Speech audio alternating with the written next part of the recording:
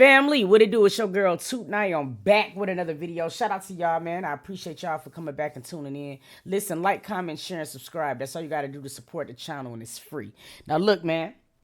We're finna get into day one of the Foolio trial. A lot of the subs said, Toot, react. I'm like, you betcha. The hell? You feel me? I'm all into stuff like this. Y'all already know that I'm a true crime person. And I also do a lot of work when it comes down to this era, this genre. So if you do not follow me on Tootie Uncensored, make sure that you do that and do it fast, expeditiously. You feel me? Like, comment, share, subscribe, do all of that good stuff. And we're finna hop right into the trial. Now, this is going to be the opening statements, you know what I'm saying, of everything. And it's going to also give you a quick synopsis as well of what's going on. So you won't be behind. You dig? Let's get it.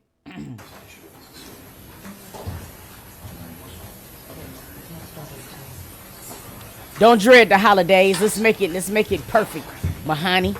If you dread it, we got to make it a point to make it awesome. Shit.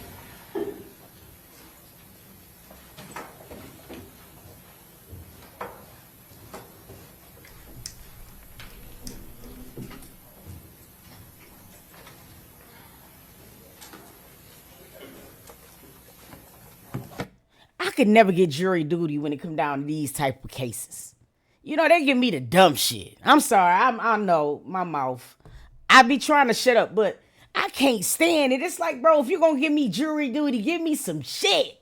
You feel me? Let me go in that mug and do everything I done worked hard for, because there's nothing in the world. Nobody can't tell me that I'm not Olivia Benson. I feel like I could solve me a crime. I feel like I could catch a perp. And then they give me jury duty, don't give me this type of crime. Put me in the box, coach. Shit. All rise. Give me that good shit. Okay, She gonna get found guilty. Cause the nigga in the blue suit, his hair, I'm having a trouble very much understanding it. Now, somebody explain. What the hell is going on with his noggin? Nah, we can't just, if we gon' look, we got to, y'all want me to react. I react to it all. Somebody tell me what the fuck that is, huh? The widow's peak is peekabooing. I can't understand if it's just that crop on the top. Now, all right, I'm gonna shut up. I promise. Let's get it.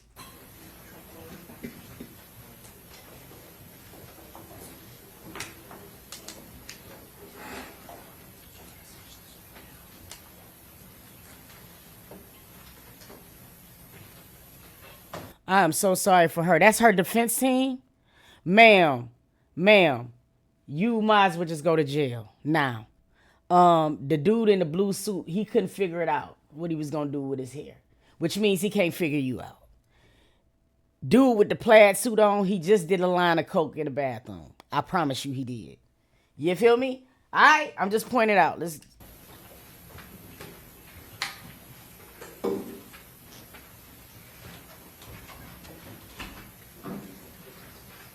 All right, good morning, everyone. Have a seat. Welcome back, members of the jury. Just a couple of things before we get going. It is my understanding there were media reports about this case in the news the past 24 hours. So did any of you watch, read, listen to any news accounts related to this case?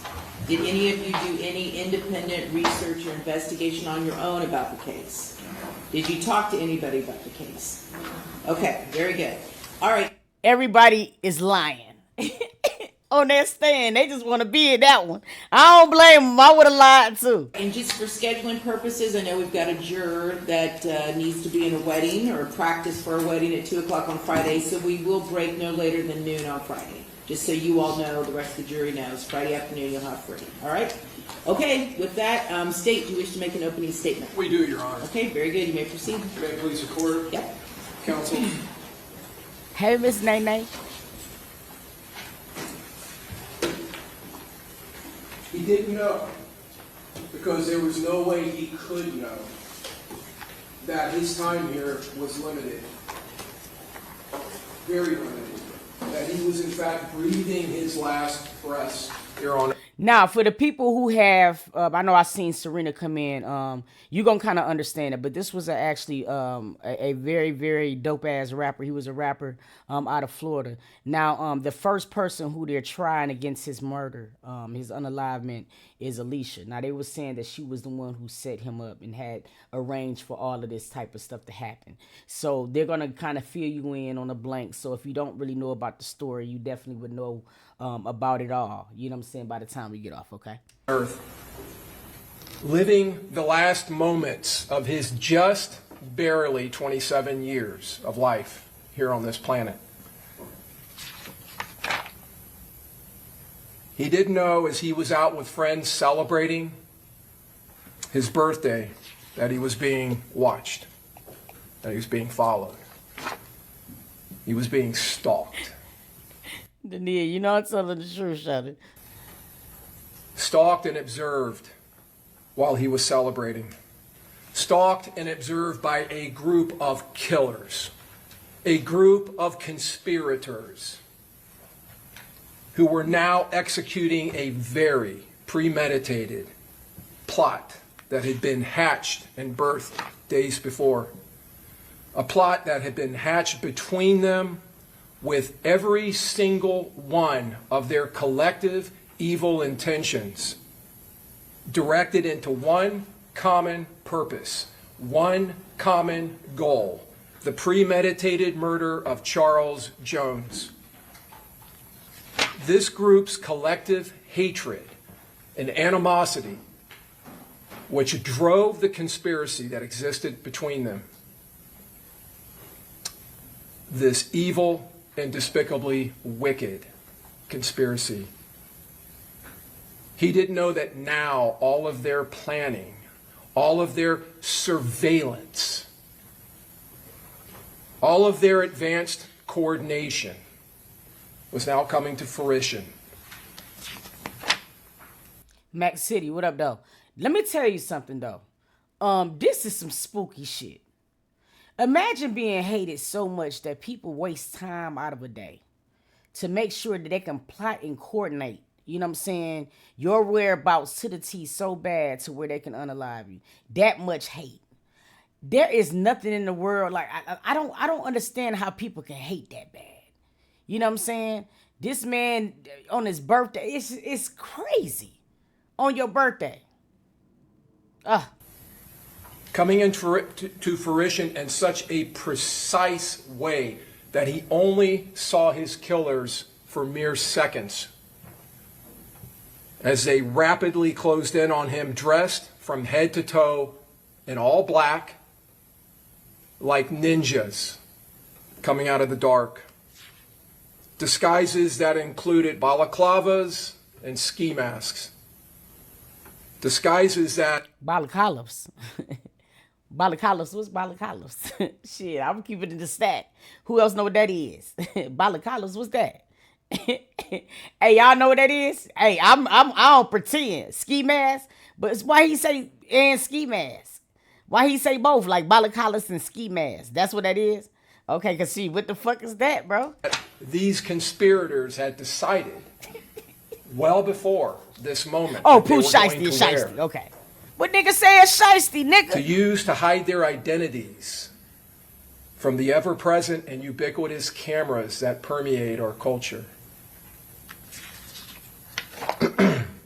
As Charles Jones sat there in the front passenger seat of his Dodge Charger, their plan came perfectly together. He was now the perfect target.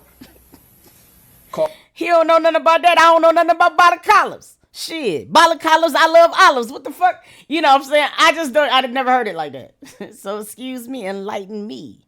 To Michael, I've learned a wrinkle in the brain. But completely, entirely off guard, completely blindsided. As these gunmen appeared, seemingly, you will see in this evidence, out of nowhere. A perfectly planned ambush, and there's no other way to say it. The evidence will show you clearly this was an ambush, a designed ambush, one that they had carefully planned and now were orchestrating. Unable to run, unable to dive or even duck, basically Couldn't do caged nothing. in the front seat of his car. Ah, He was basically a sitting duck. facts. And these killers, they didn't hesitate. Not for 1 second and not for 1 moment. They moved rapidly into their pre-planned positions, into their firing locations. And then they immediately unleashed a hellish onslaught, affecting a precisely coordinated violence of action, sending a barrage, a wall of hot lead, crashing into the only barriers between Charles Jones living and Charles Jones dying. Yeah, man. It was no Those way. It was barriers, nothing he could do. The It was automotive nothing he could do. glass, the sheet metal of the front of his Dodge Charger, which were absolutely no match for the high-powered 5.56 and 300 blackout caliber rifle rounds, which were now traveling at him, directed at him at thousands of feet per second, each one of them carrying over 1,200 foot-pounds of energy, directed specifically at Charles Jones. A Glock 9mm handgun was being utilized by one of these conspirators, a handgun that wasn't just a semi-automatic handgun. It had been converted to a fully automatic hand cannon. And now it was running wide open, dumping all 30 rounds of its magazine through the front end and the windshield of that Dodge Charger. All of that gunfire filling the dark early morning hours with booming concussions and bright flashing muzzle flashes as these high-pressured and high-powered rounds flooded the atmosphere. Bruh, I mean, I get it, but all of the descriptions is just unnecessary. Just say people was out there shooting. You know what I mean? Running for their lives. You all out here talking about, you know what I mean, the sky lit up. You know what I mean? A dust gray. And you can tell that we were in the... I get it. But damn, bro, he like... Is he too descriptive to y'all? I mean, hold on, y'all. I just got to get a little bit. Okay, we finna get into some shit, but I just kind of got... Eyes. The other person to actually commit or They commit got to paint the a crime. picture. For first-degree premeditated murder, we must prove that this defendant intended that Charles Jones be killed. Oh, yeah, they know that. It is not necessary for the principal to know every detail of how a first-degree murder will be committed as long as they intend that it occur. And they did some act or said something that was intended to help or did help the murder to occur. But almost more importantly, the principal, the defendant, does not have to be present when the crime is committed or attempted to be committed. But in this case, folks, you will hear that this defendant, Alicia Andrews, was right there, driving right next to that Dodge Charger in the seconds before this murder happened. Damn, you can't trust nobody. If the defendant is found by you to be a principal, then she is legally responsible and accountable for everything that her co-conspirators, her I co-defendants see you, boo. did. Thank you. Alicia Andrews, Look at her. these are her co-conspirators. I don't know if this laser is going to work, if you can see. In the upper left-hand corner, that's Rashad Murphy.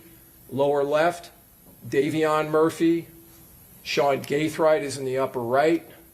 And in the lower right is her boyfriend at the time, Isaiah Chance. These. Isaiah look like a cricket. He like a Jimmy Cricket. You know what I mean? Y'all know the Jimmy Crickets I'm talking about? That's what he look like.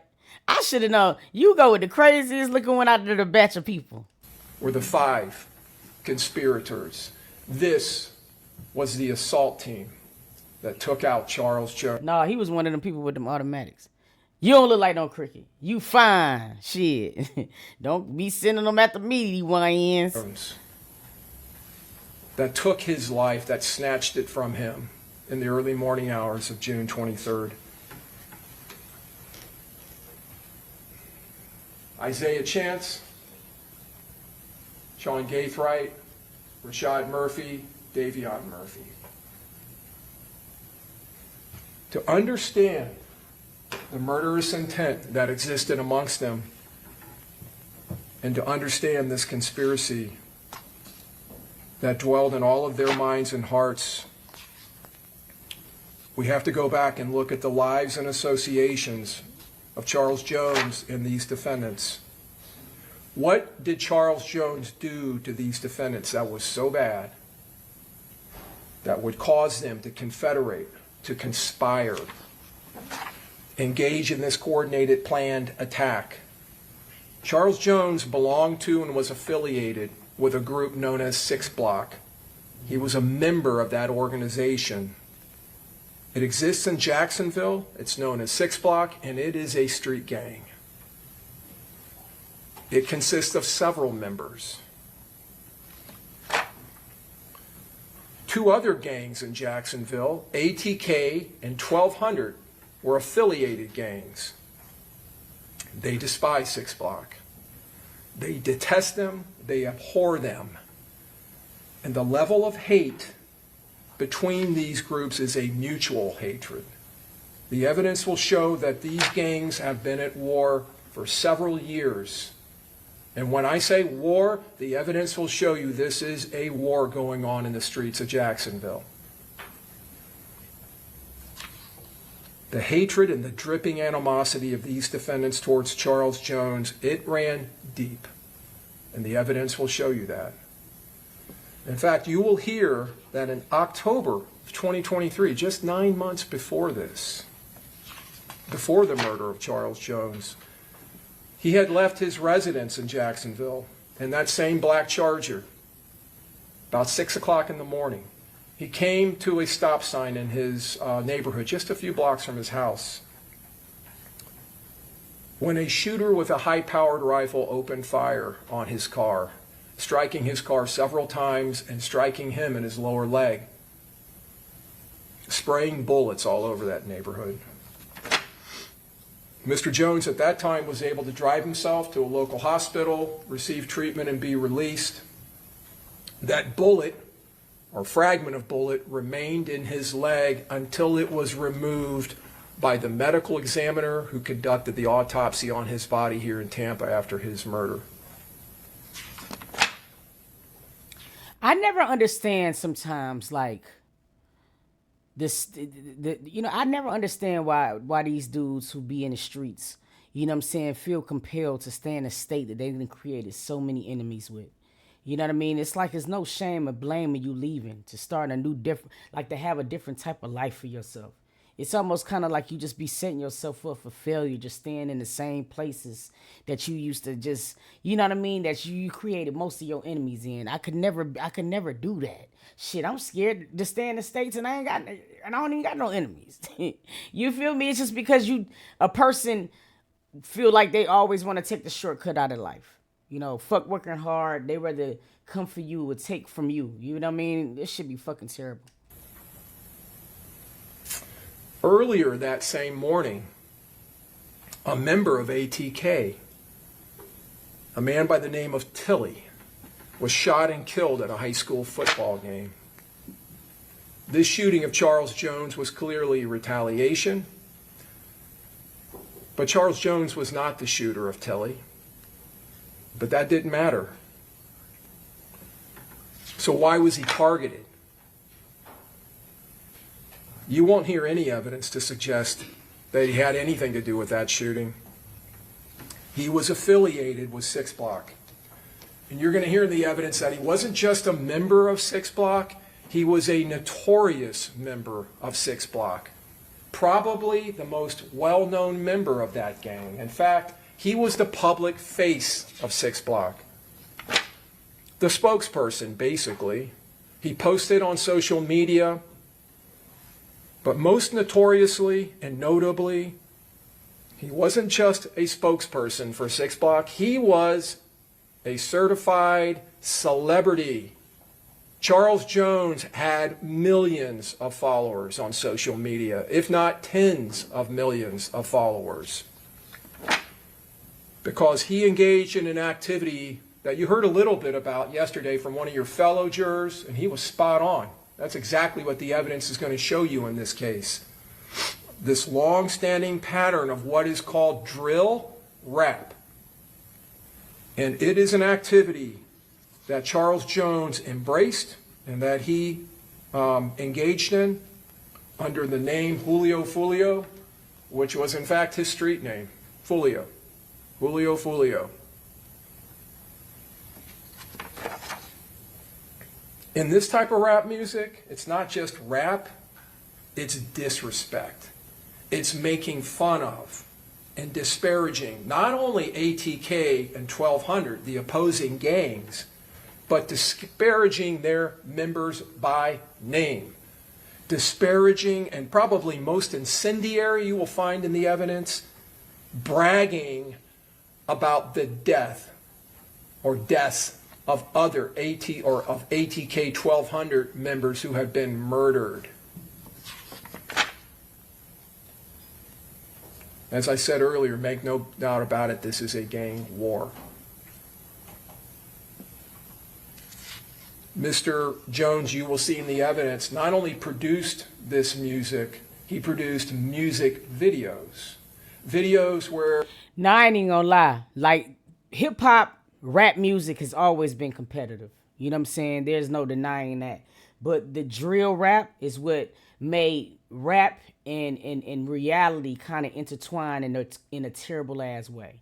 You feel what I mean? People used to be in ciphers and they'd go crazy with lyrics and things like that. But drill rap is the most disrespectful type of music I have ever seen in my life. Now, I know y'all what y'all gonna say because I listen to it. You can't help it. You conditioned to move with the times and stuff like that. But when I talk about people really acting out what they're rapping about, and then the fact of the matter of after somebody died, like how far they go with it is crazy as hell. I'm like, damn, because I mean, he had a video where he was actually at some ops of his funeral, graveyard, and he was disrespecting a lot of people. So I know a lot of people gonna say, well, shit, he got what he got what he put out. You feel me? But nigga, it's crazy. He would travel to the gravesides of these individuals. It used to be disrespectful to disrespect the dead, even if the dead was your op. And do things during the video like lay on their graves and sing around their graves. Facts. And use sarcastic lyrics in his songs. Pour champagne on their graves. Rubbing it in the faces of ATK and 1200. And ATK and 1200 were no better. They did the same thing. You're going to see videos from members of that gang. One young man in particular, Kenyatta Bullard, known on the streets as Young and Ace, who produced not only songs about 6 Block members who had been murdered, in the days after the murder of Charles Jones, he produced a song just within almost 48 hours and put it up, talking about the murder of Charles Jones, the specific facts of it.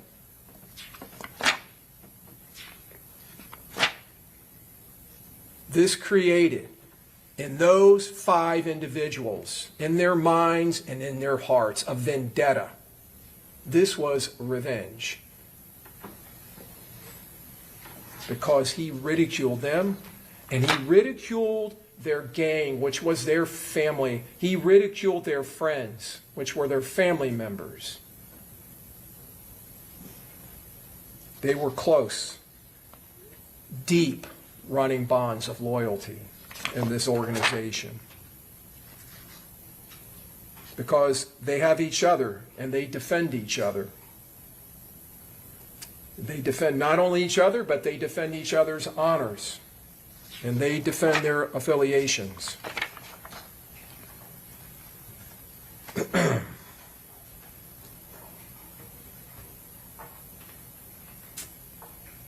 This is the murder scene. Let me see if this will work. home to Suites, McKinley, Fowler, USF is directly across the street. The USF campus lays literally feet away from this hotel complex. Over here you can see it's a Holiday Inn. This is the portico right here where the shooting happens. What you will see in this evidence is that these shooters arrive here and they come in and they go around the north side of that complex as Mr. Jones is sitting here at the portico with two other cars full of his friends and party goers, people celebrating. His girlfriend was in the other car. He was a passenger. His friend Xavier Edwards was driving. His longtime friend Gino Norris was in the back seat. They pull in. The shooters come in this way. They go around. They come down here, and they park in this area here. I want to warn you right now, a public service announcement. If you guys have trauma when it comes down to certain things like this, I'm going to let you know when they will play the video of showing when they got infiltrated, because they got infiltrated. You feel me? I'll let you know beforehand just in case you want to, like, jump off if you don't want to see that part. And then they act on foot and they come around here, surprising Mr. Jones. You saw Mr. Jones' car try to evade the shooting and go this direction. He goes straight up here. There is no road here, but they make a road in their desperate efforts to get away. They go right past this dumpster and the Charger ends up here.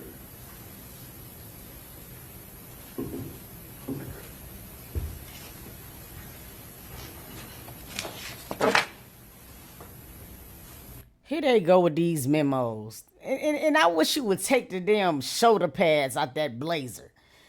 Girl! You know what I mean? Like, dead serious. Like, what you looking like?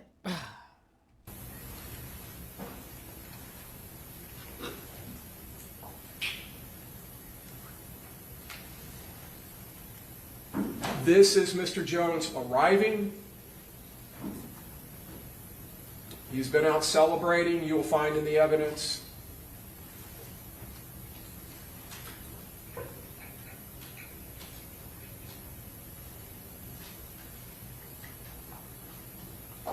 That is Mr. Jones with that open passenger door. The vapor you're seeing is coming out of the hotel. That's some type of a dryer vent.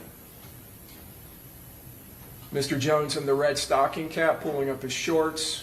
It's just crazy as hell because he don't even understand that this would be the last day. Ah, that's so eerie to me.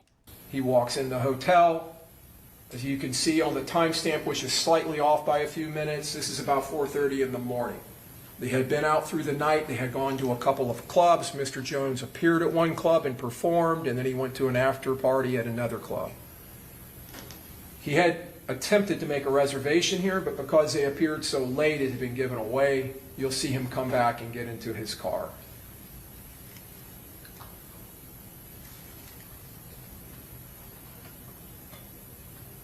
Video slightly sped up here.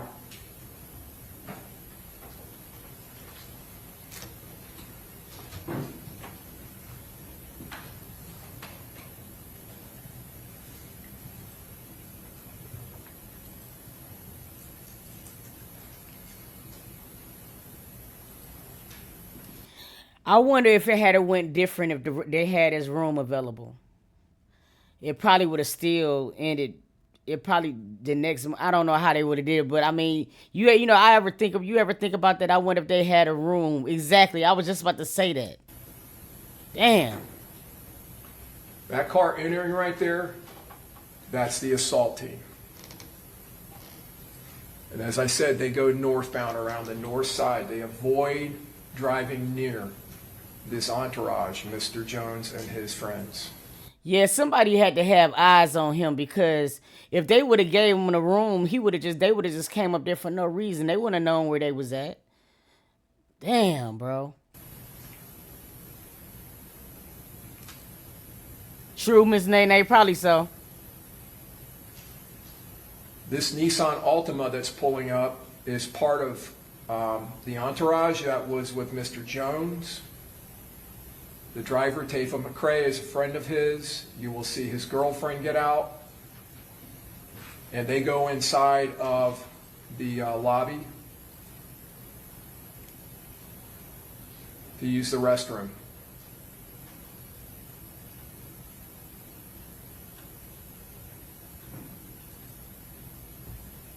I don't know. You sure they went in there to pee? I don't know. See, I done got so desensitized to where I don't trust no the fuck body. Because why the fuck y'all gotta go pee? Bro, like dead serious. Don't you know who the fuck we is? Like, you know what I mean? Like, that's crazy to me. I be, man, I don't blame, I don't trust them. Albritton, they walk in to the lobby, and they're actually inside there in the bathroom when the shooting happens. Now, you probably didn't see it, but when Tafa got out of the driver's seat of that Nissan Altima, Camilla Bentley slid right in behind him. That's another friend of Mr. Jones and friends with these folks. She's sitting in that car at the time of the shooting. She takes her round through the arm.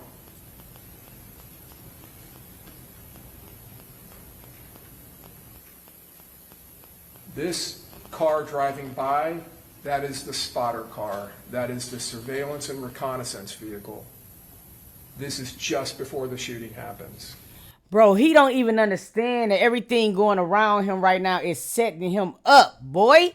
Do you understand how crazy that is? And you're going to see that car come right back by.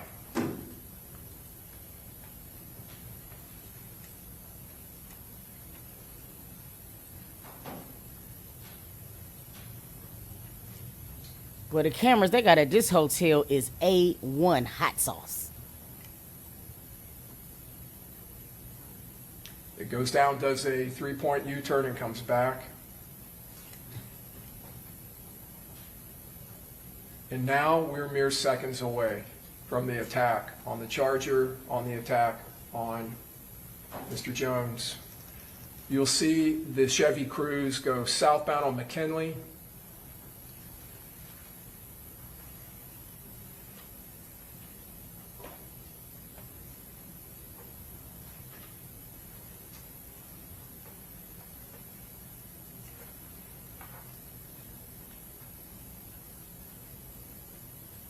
Down to the lower left, you saw the shooter with the automatic Glock.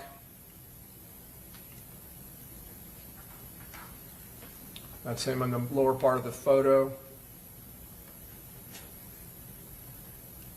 I want you to see how you see they are everywhere like little roaches. You got one all the way in the back. You got, man, this is crazy. So you see in this video, Xavier Edwards desperately trying to get them out of harm's way. But what he didn't know was that up on the top of that screen, Yep, between that, I think it's a Mercedes and that yellow it's car, more was people. the third shooter. Yeah. So what he ended up doing was driving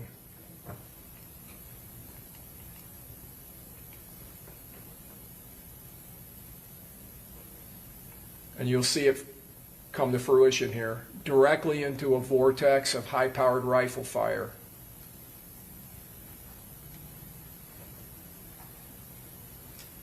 Now, what you're also going to find in the evidence, Damn. you can see the electrical charging station up here in the upper right.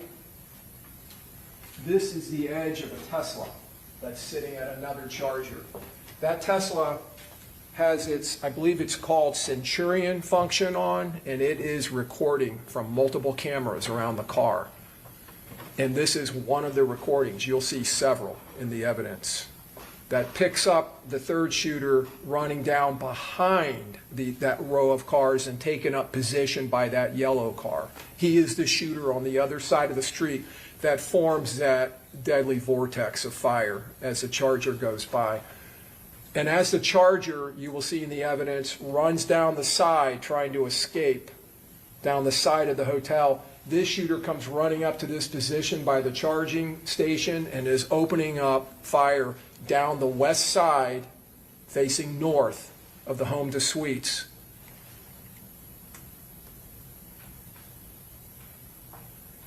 Damn.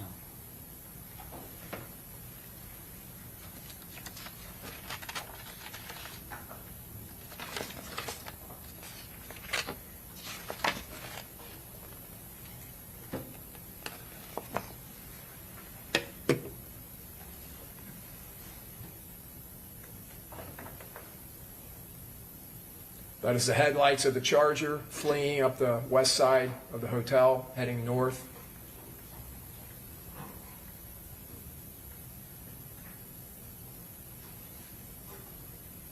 The third shooter. That's the Charger at the impound lot at the Tampa Police Department. You can see the impacts. Every one of those yellow stickers on the hood, the side, and the windshield are all impacts. That's the Altima that Camilla Bentley was sitting in. It took 2 rounds to the back window. This is Xavier Edwards, who was the driver of the Charger. That's him at the hospital. Gino Norris, Mr. Jones' friend, who was in the back seat. He was shot in the upper right arm. And Camilla Bentley, who was shot in the upper arm. These were the other partygoers. Armani Turner is Mr. Jones' girlfriend at the time. Miss Randolph, her friend. Robert Howard is an associate friend of Mr. Jones, who was in the car behind the Charger, which was a Hyundai. Tafa McCrae and Aaliyah were the ones in the Altima.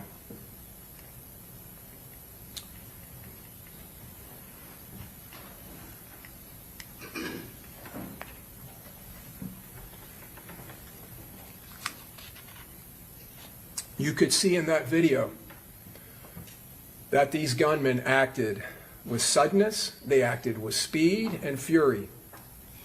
And they brought overwhelming fire. Nigga, they act like they was part of the military special ops. You feel me? Like, dead serious, I ain't never seen nothing like that. Like, what in the world? Power. Not one shooter, not 2 shooters, but 3 to create that vortex that the evidence proves to you, with high-powered AR-style rifles and a fully automatic Glock 19, bringing all of that firepower to bear in a concentrated area easily, and rapidly, establishing not fire superiority, but fire supremacy, the evidence will show. Firing, as you saw in that last photo from the Tesla video, with absolute impunity and disregard of anyone that may be in that area.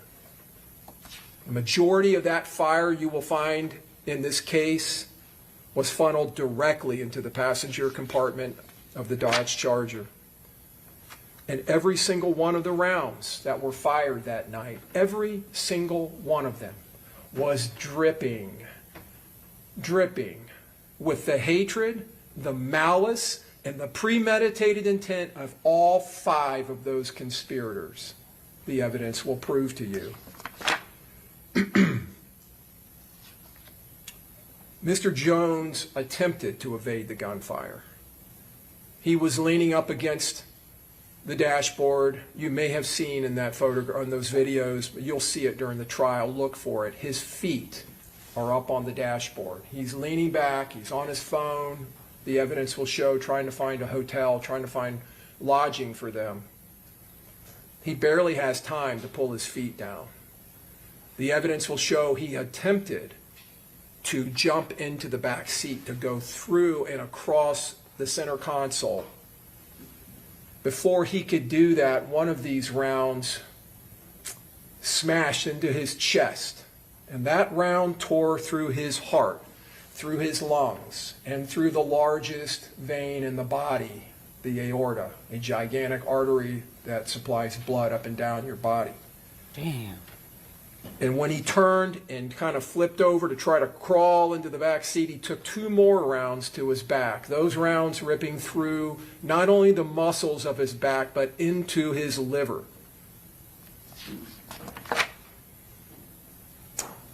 These shooters, as you've just seen, leveraged surprise. They leveraged it in this attack to make sure that Mr. Jones didn't stand a chance, to make sure he couldn't evade this attack. Not this time. This time he was going to be killed. They took full advantage of this ambush that they had planned. And you saw in that evidence the determination of these shooters, the assault team in this conspiracy. They didn't stop firing when the Charger went through that vortex. They kept firing all the way up the side of the hotel as the Dodge Charger fled, almost a block away. That last shooter you saw in the Tesla video opening up fire, rapid fire. And as I said, firing with impunity. This was a perfect ambush spot because Mr. Jones' car was stuck. He couldn't go backwards because his girlfriend's Hyundai was behind him. To the left was a parked car next to the beams of the portico. On the other side was the hotel. A hotel. And on the other side of the wall in the glass of that hotel was high-density humanity. That didn't stop these killers. That didn't give them any pause for concern. You're going to see in the evidence impacts around that portico, numerous windows that are blown out in the front of that hotel.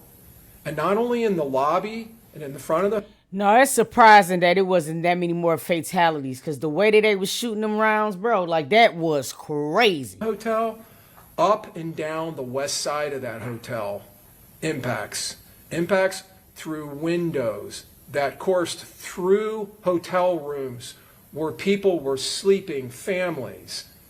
That hotel was packed with people, parents there with their student children that were there for orientation at USF, people were there with their small children here in Tampa sightseeing. This overwhelming firepower and violence of action had an effect of confusion. Now, it wasn't confusing to the killers because they slipped away into the darkness. They were gone almost immediately. But it had that effect on the victims.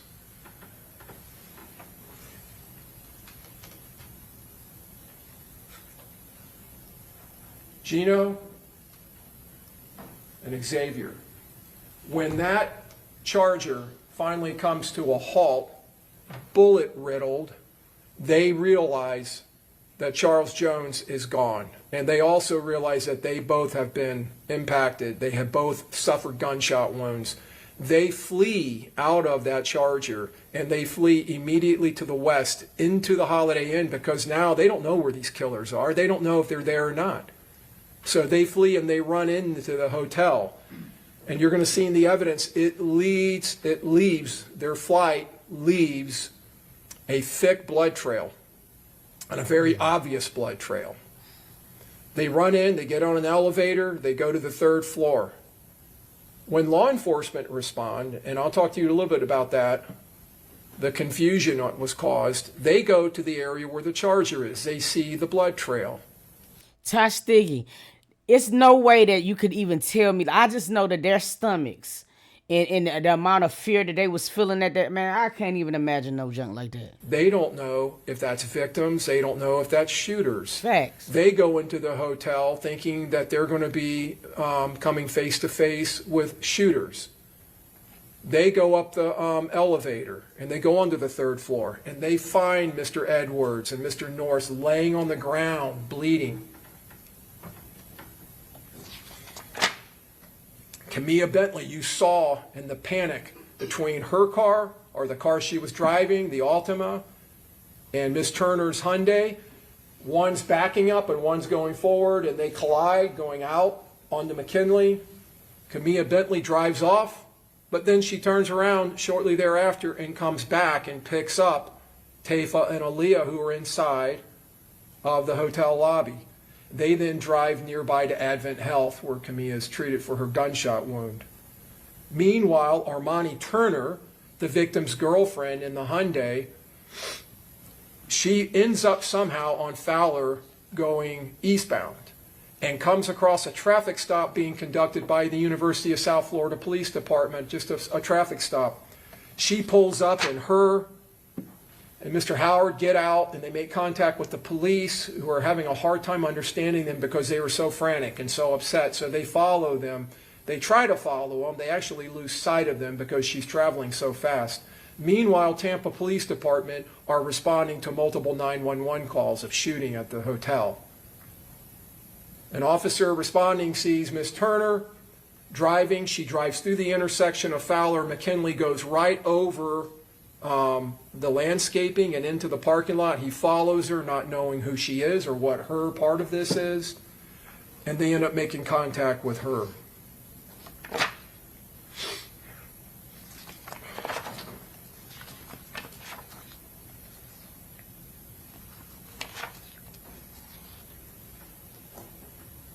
Officers end up driving down to the south end because it's brought to their attention that there are impacts and broken glass all over the south end of the home to suites where the shooting actually happened or began. And the first officer who gets there comes into the scene, and he notices all of these 9mm pistol casings laying in the scene. And he's looking at the impacts, and he's already seen the Charger. And he's wondering, where are the rifle casings? Where are they? Well, you're going to hear in this evidence there were no rifle casings, even though 2 rifles were firing at a high cyclical rate in this attack. They weren't there because these conspirators modified their rifles. They put what are called brass catchers on the rifles to catch the brass, the shell casings being ejected from these AR-style rifles. They modified them, just like they modified that Glock pistol and made it fully automatic. That was confusing. That was beguiling to law enforcement, at least in the beginning, until they started obtaining the video that you've just seen.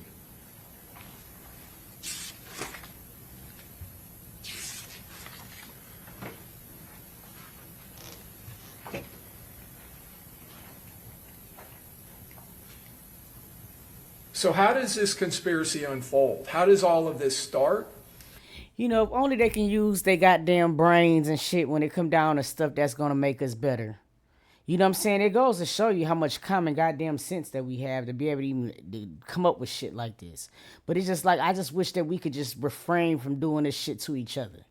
This is a sad epidemic that's been going on for forever, man. Like, we get so angry talking about other ethnicities that does this to us, but we do this to each other at an alarming rate.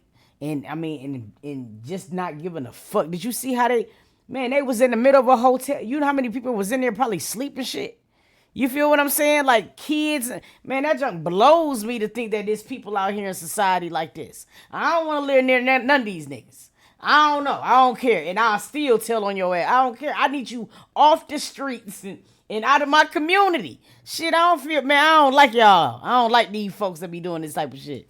It starts with Charles Jones, Julio Foolio.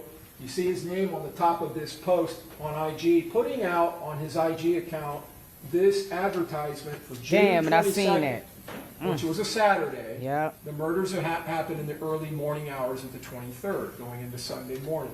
And you see Mr. Jones in the middle, advertising he's going to be appearing, Julio Foolio, at Teasers on North Nebraska in Tampa, hosted by Kenny K. And he puts at the bottom, my Airbnb pool party, June 21st. And that's when he arrived here. He and party goers arrived here that Friday. They had rented an Airbnb in...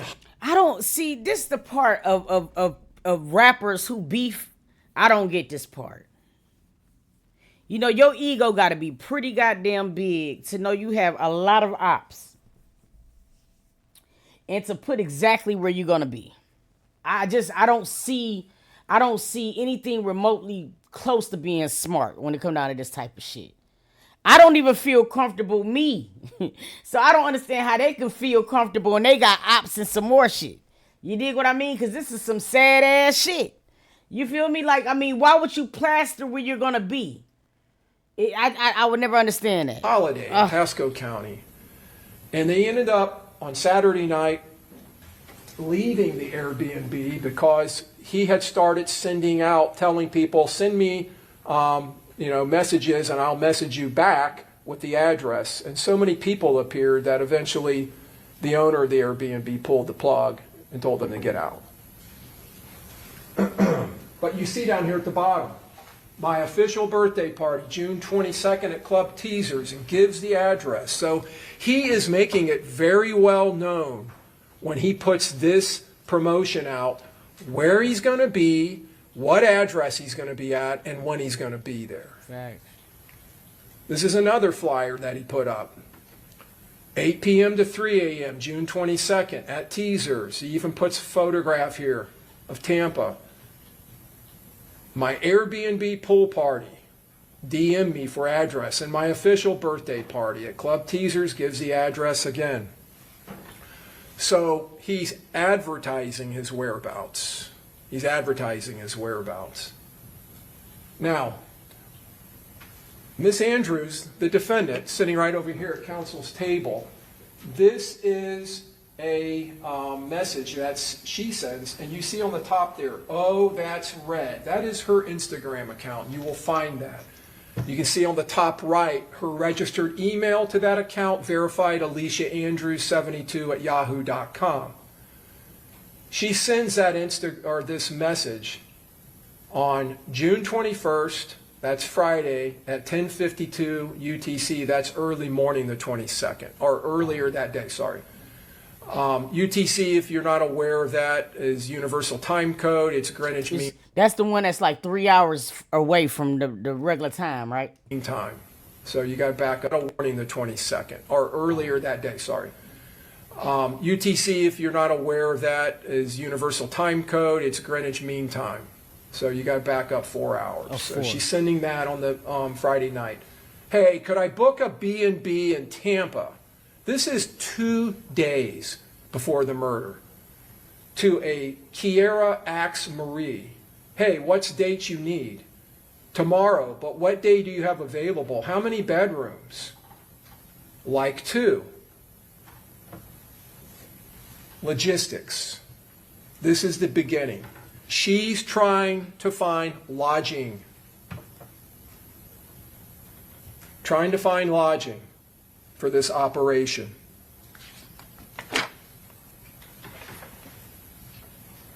Now, a few moments later, a screenshot of an Airbnb message is documented. The message is addressed to Rashad Murphy, confirms his reservation at Lagoon Oasis 9703 Gazebo Pond in Tampa, June 22nd to June 24. And in the message of that message there from the owner of the Airbnb, our HOA requires for security purposes that all guests booking with us provide a valid ID, which he obliges and sends his valid ID. Now we go to the 22nd. This is the Saturday. Earlier in the day, before Foolio is going to start appearing at clubs in Tampa. This is the residence of Sean Gaithright, one of the conspirators. That is Mr. Gaithright walking out with a large duffel bag. And Isaiah Chant. These niggas walking out the house like they finna go on a camping trip. I'm fucking crazy. This shit ain't blowing y'all. These niggas is walking out the house like they're going camping or going on a man's trip. Like they are going to commit a crime. This is the Saturday. Earlier in the day, before Foolio is going to start appearing at clubs in Tampa. This is the residence of Sean Gaithright, one of the conspirators. That is Mr. Gaithright walking out with a large duffel bag. And Isaiah Chance walking out with bags.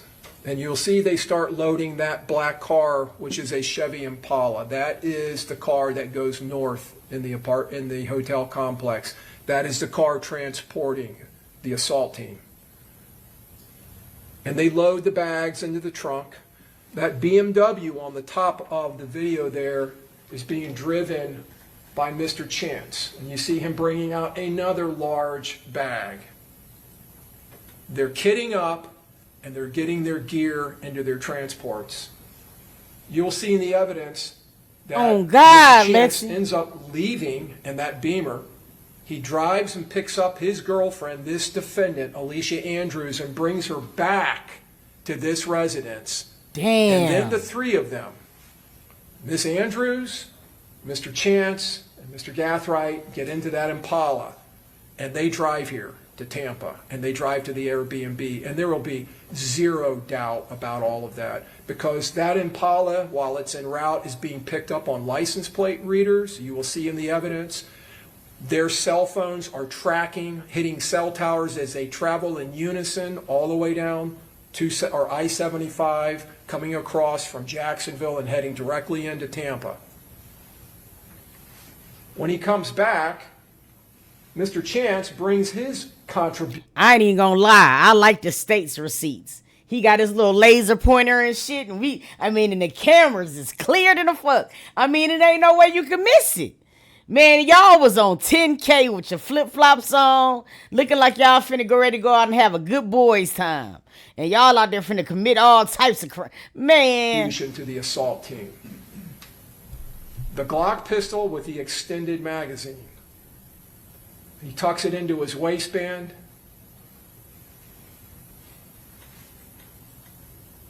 You can see the extended magazine sticking out in the trigger guard and the slide and the dust cover of the pistol. Just a more close-up photo of it. And you can see it bulging out of the right side of his warm-up pants he's wearing. So these three, Chance, Gathright, and the defendant, get in that Impala. And they drive. You'll find in the evidence that Gathright in the middle and Chance, the defendant's boyfriend, are very tight. They were close friends. Mr. Chance calls Mr. Gathright his little brother. And you'll see in the video when they are loading up, you'll see more video during this trial of Mr. Chance putting in the codes on the front door of the house that Mr. Gathright lives at. Oh, snap. Now, the second car, the one that I pointed out to you, the surveillance vehicle, this is a Chevy Cruze. This car is also picked up on license plate readers after law enforcement determined its involvement in this case. They go back and they find it. And if you can see in the lower left-hand corner, 7:46 p.m., June 22nd, it's on Bruce B. Downs at Tampa Palms, getting real close to where their Airbnb is. And by the way, the Airbnb they book is 1.3 miles from the murder scene. You will see in the evidence that the LPR, the license plate recognition systems that are picking up these two vehicles, show them traveling in unison, hitting on the same license plate readers at the same time, at the same locations as they travel from Jacksonville. That car was obtained by Rashad Murphy outside of the circle of ATK 1200. It was specifically located and utilized in this case as a car that would not be recognized. Now, this is the LPRs for that car, the Chevy Cruze. You can see it hitting where it hits Dolphin Drive. That's the day before in Jacksonville. On the 22nd at 6:01, Highway 441. At 1809 Highway 326, it's traveling through Gainesville.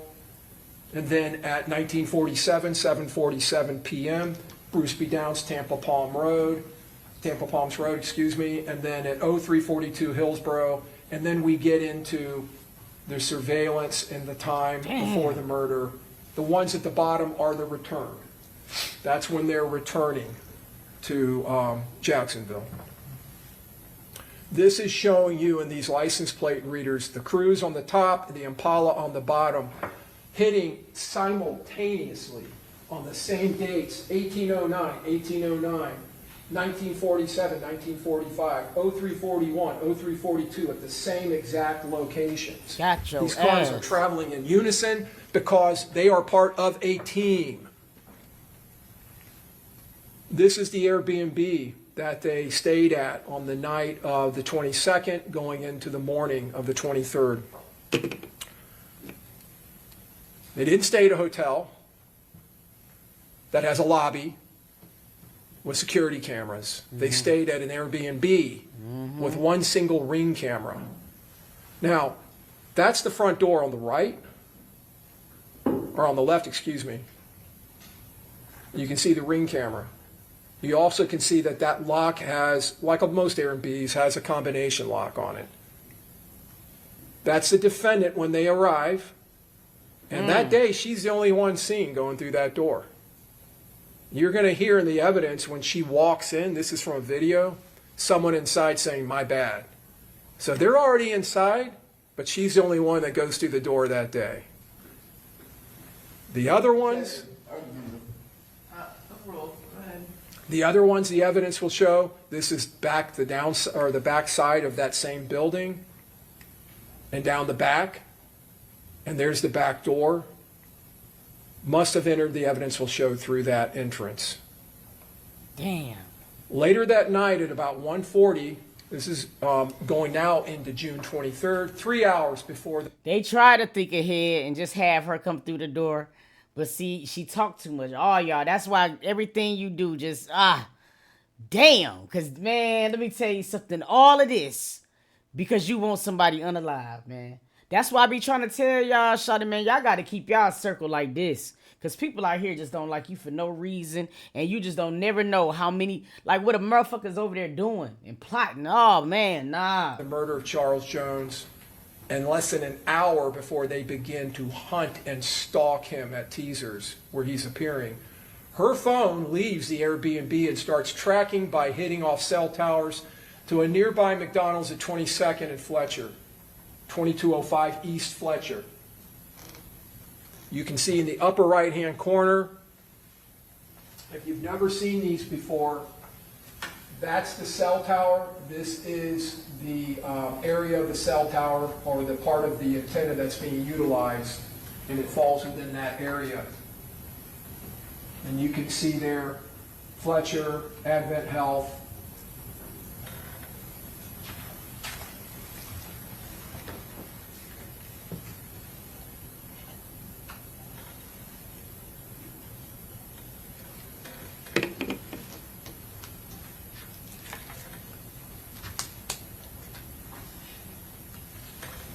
That is her in the passenger seat. And there's not going to be any doubt about that in this case, because when she's later interviewed by police, she identifies herself. Because you're not really going to be able to see her face, but she says, "I'm in that car. That's me." You can see the driver, Davion Murphy, he's lighting a cigar. You can see a little flame. You're going to watch on this video as they proceed through this drive-through.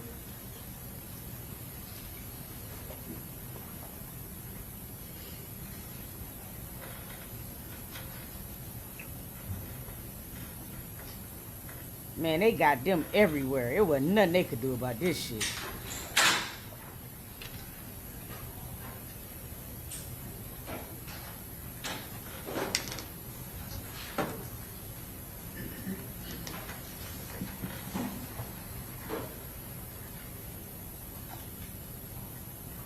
You just saw her turn to her left.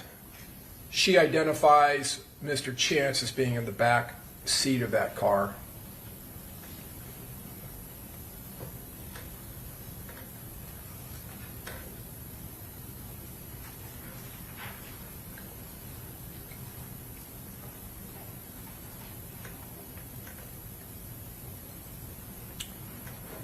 And that's Davion Murphy in the driver's seat.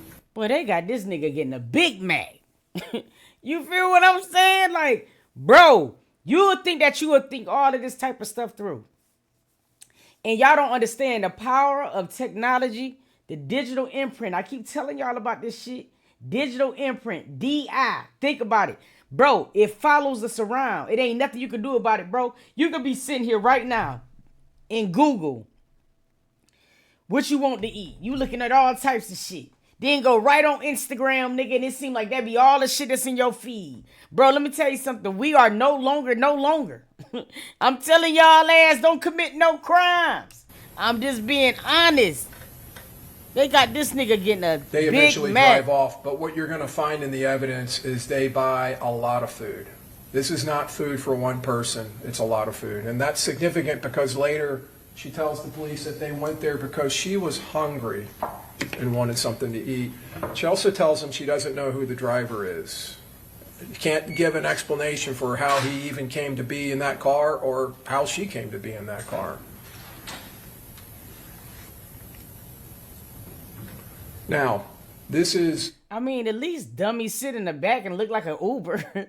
Like, nigga, yeah, like, so you can play it off like a gypsy cab, you dummy. How the fuck you in a passenger seat with a nigga and you don't know who he is, but you can use some... Man, girl, if you don't stop it. Outside of teasers.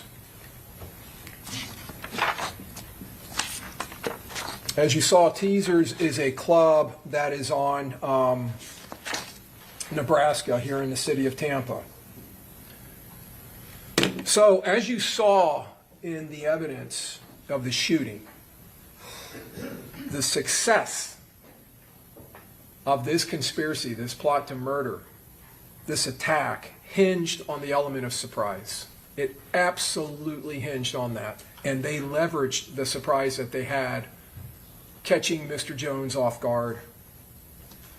And to have that type of surprise, they had to act with a coordinated knowledge, and they needed intelligence. They needed intel. They needed real-time information. Where is he? What's his route? They needed to know exactly where he was. They needed to know his positioning, his routes of travel. And like any good operation, the key to success is intelligence, critical intel. Now, to obtain intelligence like that and to do so surreptitiously, secretly, the surveillance has to be done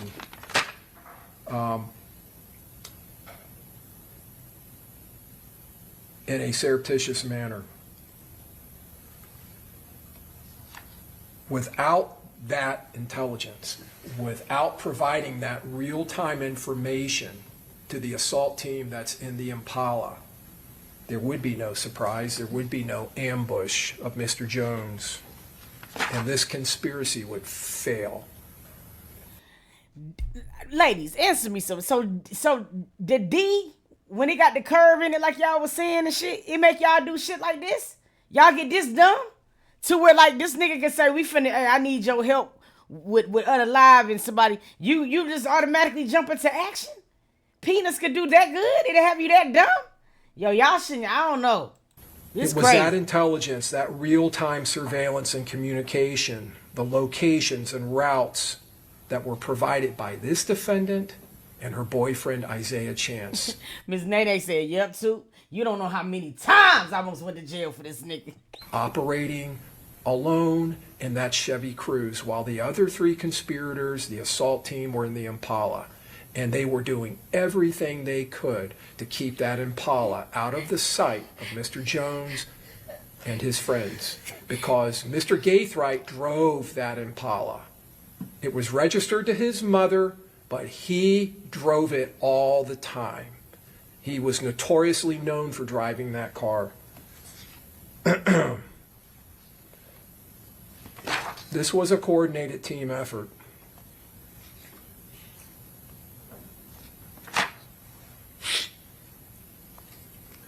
In order to remain. And then she's not even a bad looking female. You could have did so much better with your life, sir. I don't even know how you was dating a dude you was dating. What happened? You know what I mean? What went wrong? Because what the fuck? You could have... I just don't get it.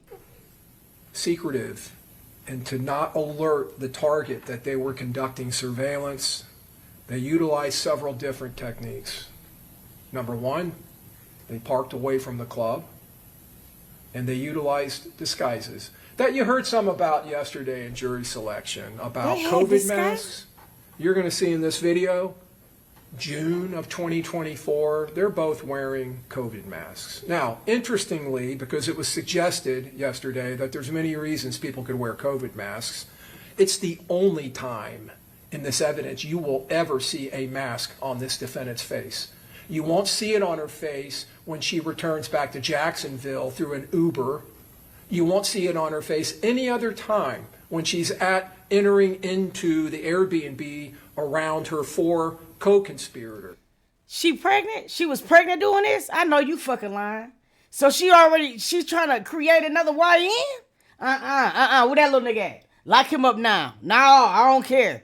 I don't care. Because if she was pregnant with all this shooting and carrying on, this little nigga already in the womb crazy. Nah, it ain't gonna be no help for him. But they kept their distance, and you'll see that in this video, from the victim and his entourage. They attempted to blend into the background. They needed to get close enough to be able to conduct surveillance, to gather the information they needed, but not so close that they would be detected. They had to avoid that. These niggas is wildin'. So first they used an unrecognizable car, and then they used disguises. But what you're going to find, and remember the law and principle, she doesn't even need to be there to be part of this conspiracy or to be a principal. She's there. She drives there with Mr. Chance, and they park in the north end of the parking lot of Teasers. And she doesn't stay in the car. She gets out and she walks with him. You're going to see that. You can kind of see their images in the upper right-hand corner. This is a video. I'm going to play it in a minute. You're going to see him hand her phone to her and her put her code into the phone to open it so they could utilize it to convey what they were watching and seeing. And again, they're out in the parking lot.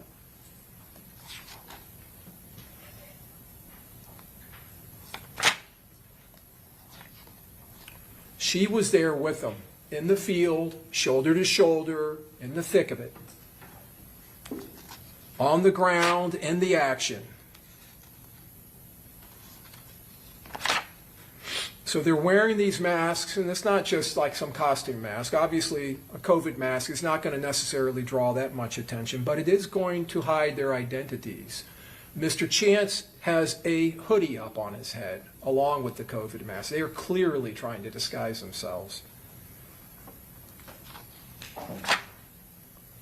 But again, she didn't stay in the car, she got out.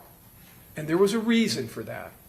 Because instead of allowing Mr. Chance to walk around in this dark parking lot with a hood on and a mask on by himself, Objection, Your Honor. Argument. walking. Overruled, go ahead. Again, this is opening statement, members of the jury. It's just a chance for the lawyers to tell you what evidence they believe will be admitted in this case. But again, it is not the actual evidence, all right?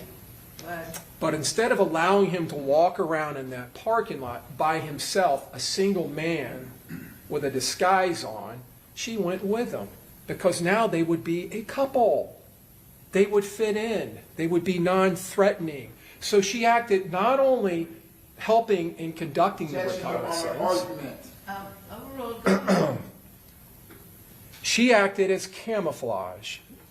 She acted as a disguise in and of herself.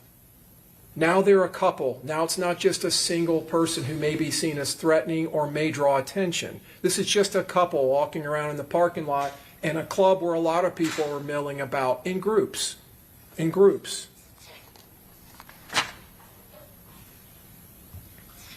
She provided that by being there in the field with them. She provided that cover and that camouflage. And she provided, obviously, a second set of eyes. The person objecting, that's that's mullet man. No, that's the mohawk. That's crop at the top. You did. Hey, you heard it too. He went for real. Hey, objection. To watch. Both of them surveilling and watching Mr. Jones and his entourage. And then, as I just mentioned a minute ago, she provided the comms, the communication, her phone. Now, you're going to see in the evidence, Mr. Chance's phone is tracking all the way to Tampa from Jacksonville. And it's tracking at that Airbnb. It's hitting off a nearby tower, but it's her phone they're utilizing, you will find in the evidence. Now, you're going to find in this evidence that they were not utilizing the calling function of that iPhone or even its Apple text message app, the two ways that most people communicate. They're using some kind of a special application to be able to communicate that's undetected. But at some point, they have to break radio silence because the person they're communicating with, Sean Gathright, is not answering. He's not picking up his phone, so they actually send a text through the Apple text message app. Pick up your phone. And that's right around this time, just a few minutes later.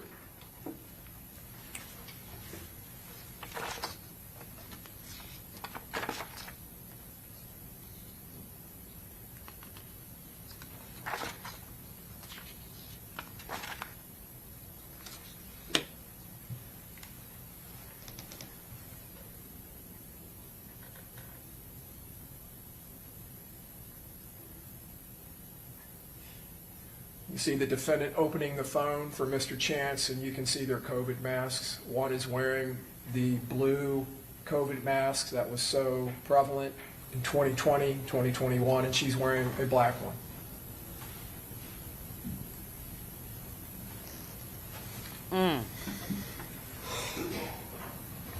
This is Mr. Jones and his friends arriving at that club. And you can see the time there. 2:22 in the morning. That, again, is several minutes off, but it's about that time. 2:21, and there they are, and you see Mr. Chance on the phone in the parking lot at the same place. Now later, after Mr. Jones has gone into the club and been in there and done his thing in there with his friends, he's now leaving. You can see Mr. Edwards' head up there. It's 2:46 or about that time. 2:46, 59, almost 2:47. And what happens at 2:47? This car up here in the upper right, that's on that road, which is Nebraska, is pulling in to the north end of the parking lot of Teasers. This was an extremely orchestrated, well-orchestrated conspiracy, coordinated. He's walking out of the club on the other side of the club, and out of the blue, the assault team vehicle is pulling into the club. They probably was about to try him right then. You know what I'm saying? They probably was about to try them right then, but then was like, we gonna have to wait. This is crazy as hell. That is tight surveillance and intel. Now, in this photograph, that's 2:48. This is Mr. Jones' Charger. You can see the lights starting to light up because they're already inside the car and they're getting ready to leave. That's the Impala that has come in on the north side, gone down the west side, and is now passing in the front. Out of necessity, passing in the front. So this is just an aerial view of Teasers. You can see Nebraska over here to the right. You can see this little road here, South Castle. The defendant and her boyfriend come and they park here in the north end. They get out, they walk around, they come around this way, they stand here. The entrance is over here. So they're way down here. You kind of saw that in that photograph, which would put them down there to the west. They conduct surveillance, they walk back up here, they get back into the car, and then they drive out onto East Castle. The assault team comes in the red arrows, comes in on the north end, we just watched it, they come down this way and they go down Castle.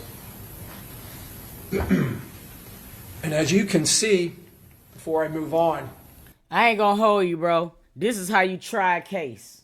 Because my nigga, the evidence they got going on, grids and all of these slides and shit, like dead ass shit, this dude got me all the way tuned in. I'm locked in. I'm finna go get me a snack in a minute when we get to the other part, but I'm just saying, like, this shit got me tuned in, boy. a lot of folks standing around out there. A lot of people. Potential witnesses. They was on it. Now, from there, when Mr. Jones leaves with his friends in the 3 cars, they travel to another club, an after party. Damn. This is Truth 18 on Bush. The Dodge Charger, the Hyundai, and you'll see the Altima come up.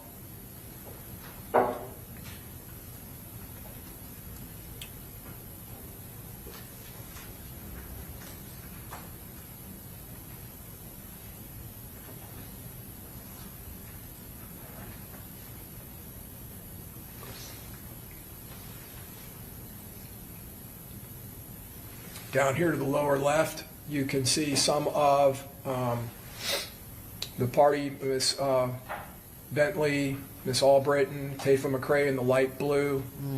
And up on the top there where you just saw the flashing lights, it's Armani Turner and Miss Randolph getting out of the Hyundai. And there's Mr. Jones in the lower right with the red hat, very recognizable. So they go up to the second floor of this strip mall where this club is.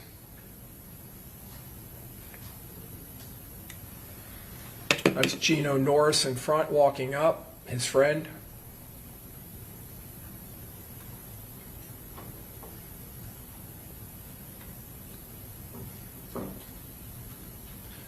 And again, this is for an after party.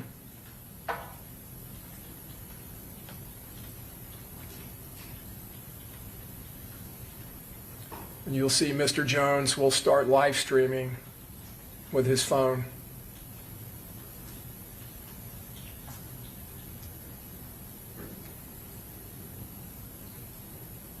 Again, advertising his location.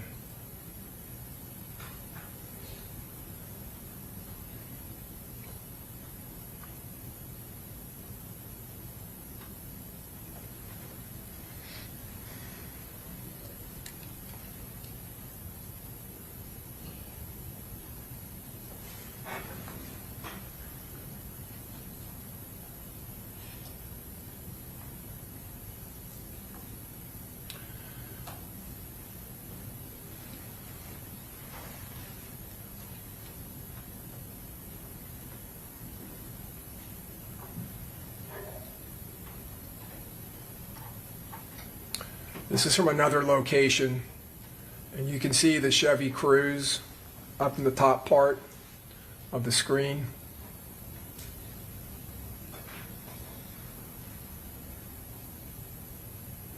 And now, in the top of the screen, the hooded individual, the defendant, and Mr. Chance conducting more surveillance.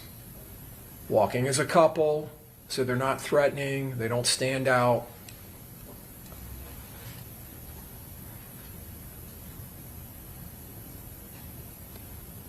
With her phone to his ear.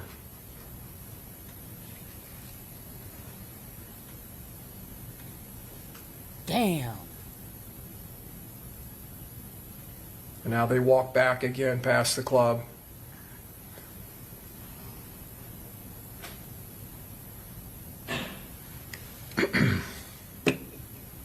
Mr. Jones and his friends leaving. I don't know how they run somebody, but if you out here with your boy and he's the breadwinner, he should never be in the front. Like, it's so many opportunities on where they could have chewed his ass up to where, like, you could just tell they was really, really lacking in surveillance. You never supposed to move like that. What the fuck? Is you stupid?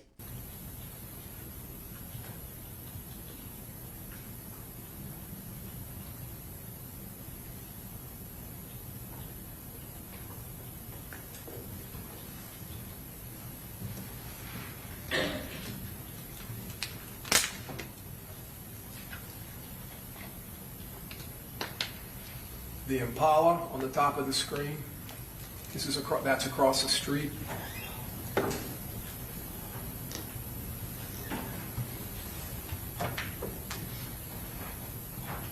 You'll find in the evidence that the victim and his entourage go down the parking lot, they do a U-turn, they come back out, they end up heading east and then doing a U-turn and going back west.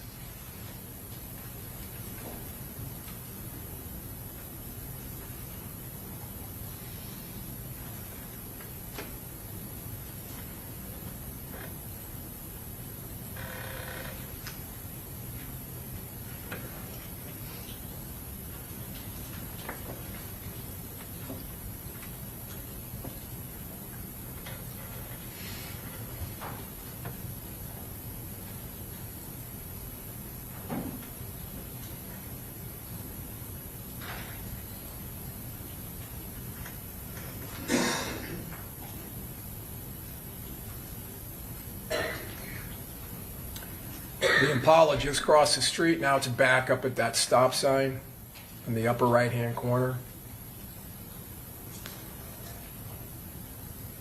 And you'll see it'll just sit there for a while.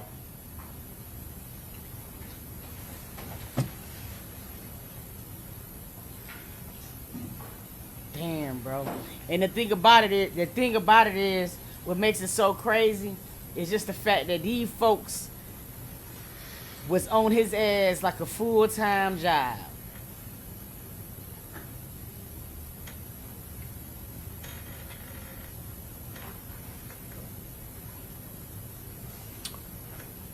Mr. Jones and his friends coming down the stairs.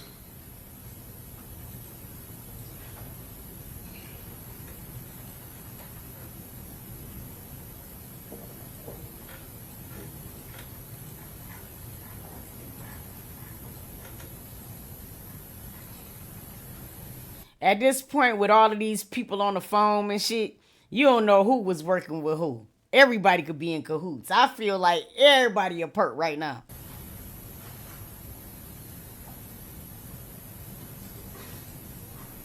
The fuck?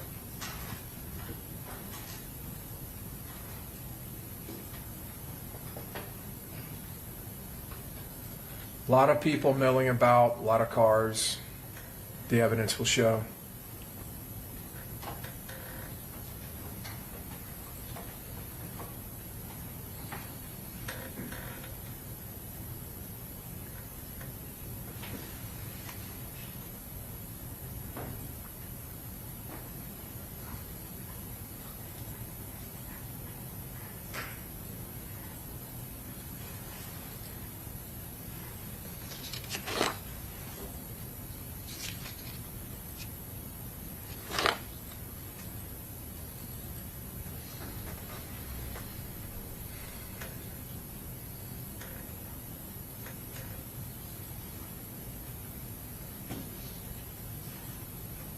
And then finally they leave or start to leave.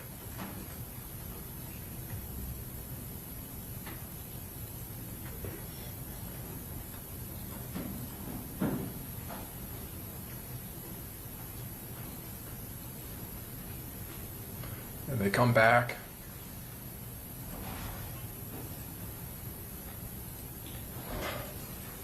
Charger followed by the Hyundai, followed by the Altima.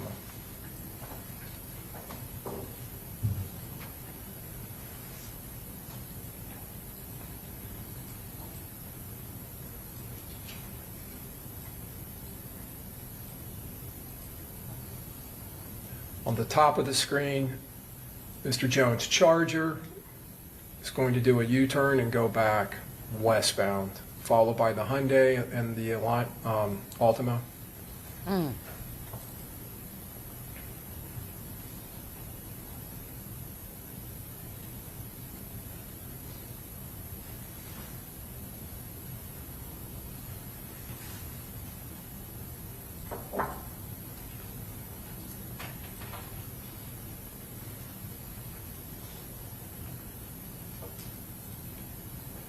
There goes the Cruise,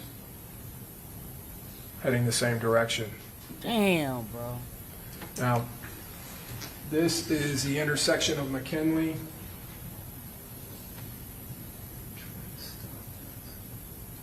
Well, I'm going to let it play through. This is the intersection of McKinley and Fowler. This is the Home to Suites and Holiday Inn complex in the upper right-hand corner.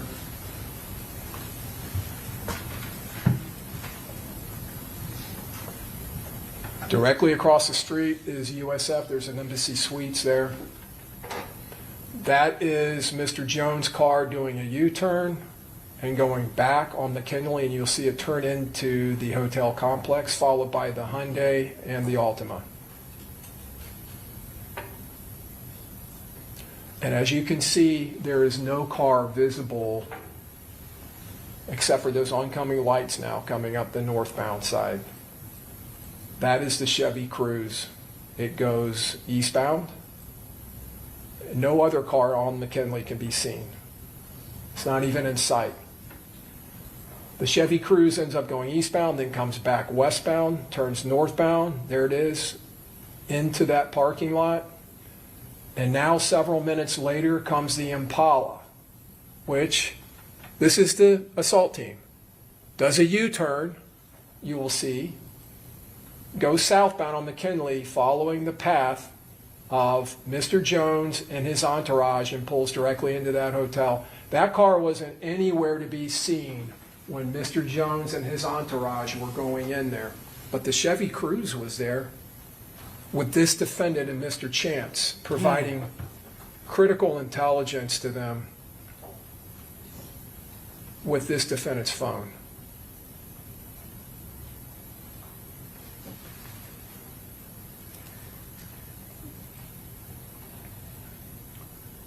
Once it pulls in, you'll start seeing cameras from different locations within the complex mounted on the home to suites surveillance system that'll pick up the Impala's path as it travels. So the Chevy Cruze, at one point after the Impala goes in, blows through a red light on Fowler to get over there and turn in to the hotel. By that point, the Impala is all the way around on the west side, you will find in the evidence, of the hotel and setting up for the attack. But now the Cruze has to come, the evidence will show, to drive by and confirm where is Mr. Jones.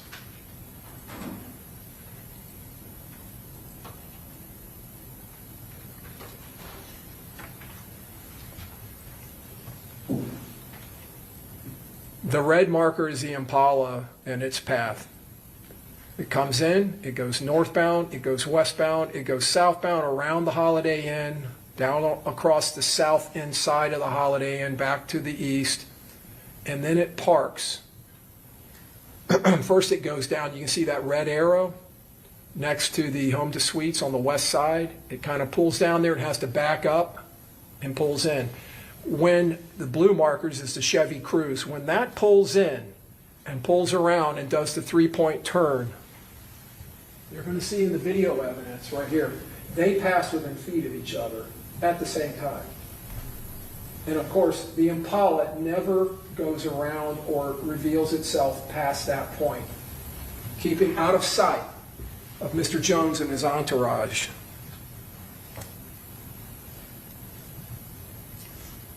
This is a camera mounted on the east side of the home to suites, pointing to the southeast, and it is picking up the Impala now, pulling into the complex and going northbound on the east side of the hotel.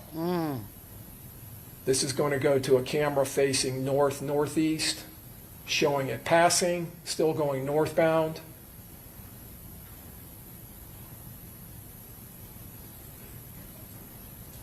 That's why I'm telling you, man, I'm a firm believer that we need to have CVV cameras like how they do in the UK. Because this shit right here, bro, man. And then it turns back to the west. It'll help some, bro. This is a camera that's mounted on the north side of the home to suites that picks up the Impala as it passes and turns towards the west. And now the Impala is on the west side of the hotel. There's this pool and this patio area here that's on the west side of the hotel. Going around this way would be the portico. This is the west side of the hotel. The charging stations are right here. And you can see the Impala comes and stops. It does not go around that southern end of the home to suites. It's avoiding the southern end at this point. And here comes the Chevy Cruze passing directly past in the car that's not known by anyone, the victim. Goes to the north where the Impala is, goes right past the Impala, does a three-point U-turn and comes back. This is another camera picking up the Impala and the Cruze. That's on the Tesla, part of its security system. You'll see the Cruze kind of do a little turn there, back. Damn, the Tesla cameras is even off the fucking chain. The hell? Yo. Up and come back to the south.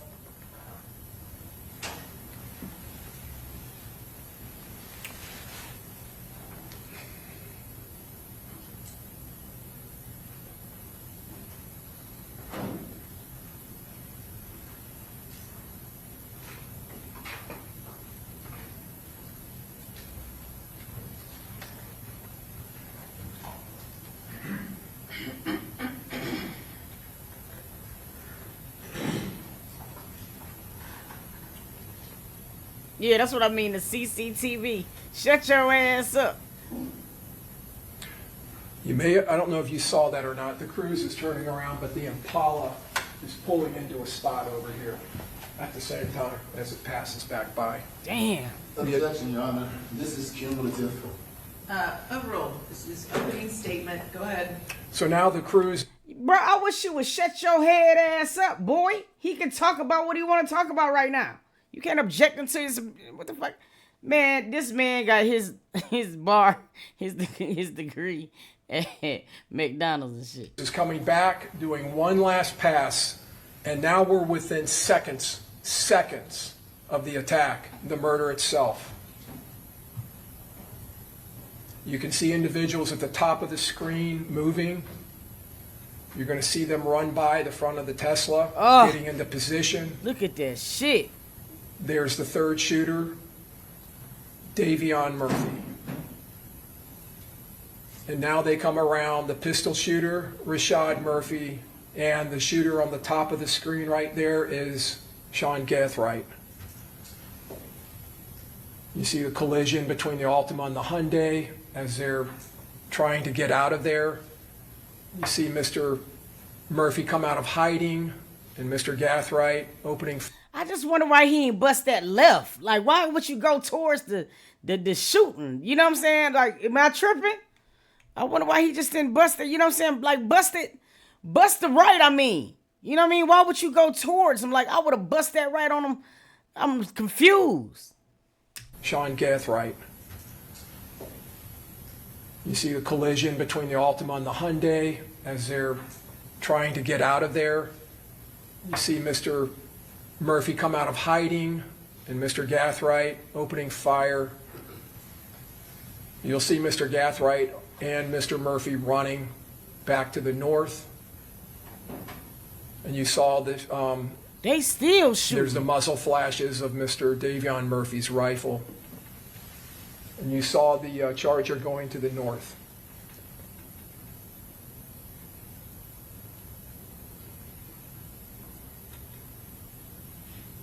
That's the Charger picked up by the Tesla cameras heading north. There goes Mr. Rashad Murphy, there goes Gathright, and there's Davion Murphy. And you can kind of see the blocky image of the brass catcher on the side of that rifle. Another view from the Tesla of Davion Murphy running back to the Impala.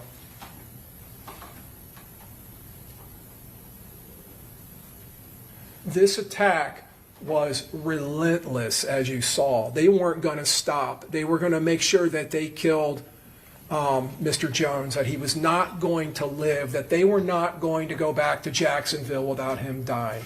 And you saw that relentless attitude of these defendants as they were shooting. This is the Airbnb. That's a photograph of, well, actually, this is a video. So this is the night they get there. This is Saturday, the 22nd. The defendant entering. There's no volume on this, but when she walks in, someone says, "My bad." Mr. Chance having maybe a celebratory drink. This is the next day around 2:30, 3. You can see he has to keep knocking. The person getting in that silver car is an Uber driver who they have called. That is how they returned to Jacksonville. The defendant, Mr. Chance, and Mr. Murphy this time returned to Jacksonville. Now they're unloading, bringing out all of their kit and their gear, their weapons. There's Mr. Davion Murphy. Now they're getting sloppy because it's the next day and all of the conspirators are visible. There's Mr. Murphy trying to go back in. Mr. Gathright walking out with gear. They don't they don't leave the way they came. They flee from this murder separately and in a different format. That's Mr. Gathright. He leaves independent of the others in the Impala. Objection, Your Honor. Counsel is now reading the evidence, stuff that's not even been introduced, Your Honor. Well, because it's opening statement. He's just telling the jury what he believes the evidence will show. So I'm going to overrule the objection. You can see Mr. Gathright goes over to the side, to the back, and that's how they got in the day before. The evidence will show Mr. Gathright, Sean Gathright, whose house they all started at with the Impala, he leaves, but he doesn't go back to Jacksonville. Mr. Gathright drives across I-4 to Polk County, to Auburndale, to his grandmother's house, where he switches cars. He leaves his Impala at his grandmother's house, and he takes her Toyota 4Runner, and he drives that to Orlando, where he goes out that night to a club, and he posts a photograph of him drinking Don Julio tequila, which is a diss to Charles Jones. Charles Jones, Julio Foolio, was known in all of his social media to drink Don Julio. That's where the name came from. He was notorious for that. This Mr. Gathright drives over, switches cars, goes to Orlando, then he ends up in Jacksonville. That's Mr. Gathright being picked up on a Flock license plate reader system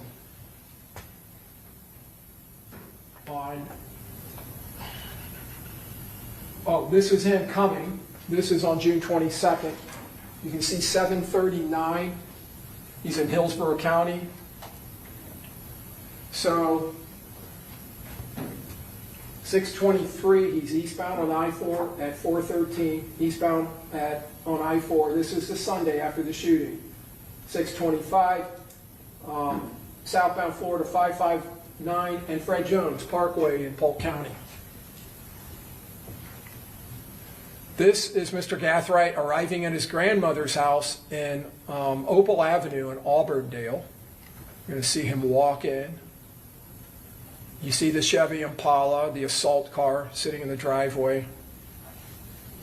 Law enforcement go there later. They get this video of Mr. Gathright switching cars. You're going to see him wiping down the Impala before he leaves.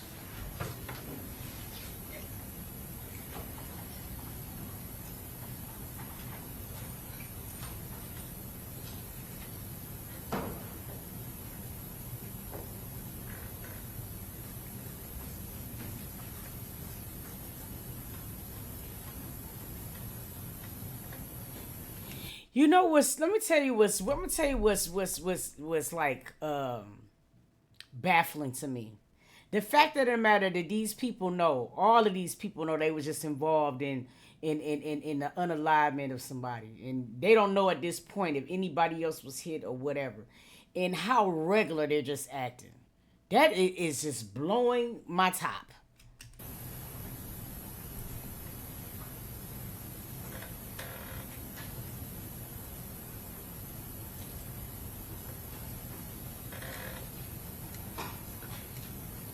And there he is leaving in the 4Runner, saying goodbye to his grandmother. And you gonna hug your granny. Man, you gonna hug your granny and leave that hot ass car over there. Probably got your granny. She probably doing little errands in the whip. Yo, that goes to show you that niggas, boy, I'm talking about this type of behavior is psychopathic. Now, for you to be able to do that type of shit is crazy as hell to me. That ain't crazy to y'all? Man.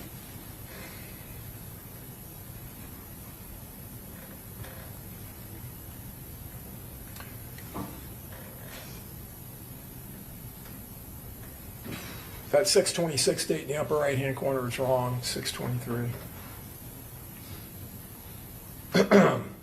The defendant and her boyfriend, Mr. Chance, and Mr. Rashad Murphy, who had come there in the Chevy Cruze with his cousin, Davion Murphy. Now, Rashad Murphy traveled with them in that Uber.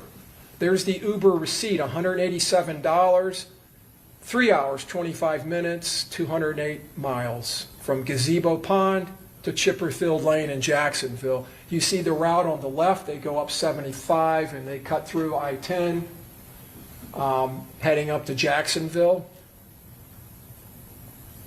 The Uber driver in this case will testify to you that he picked up 3 people at an Airbnb in Tampa and dropped them off at Sean Gaithright's house in Jacksonville. That this defendant and Mr. Chance sat in the back seat, and the whole way they're on their phones. And they're not wearing a mask. This is them arriving at Sean Gaithride's house. He's in Orlando or in Auburndale at his grandmother's house. Again, Miss Andrews is not wearing a mask. She's unloading along with Mr. Chance, and you're going to see Rashad Murphy here with some kind of a hat on. And she doing all of this shit just to be able to be called a down ass bitch. It probably just, it turns her on so bad when that musclehead ass dude she dates say that type of shit. Oh, my bitch be down. She was out in the field with us. She was drilling with us. She want to hear that shit. Stupid ass broad you. You should have been somewhere trying to sit the fuck down. Like a For beret. real, man. Dumbass broad. With the same bags that were loaded up into the Impala. He's handing something now to the defendant.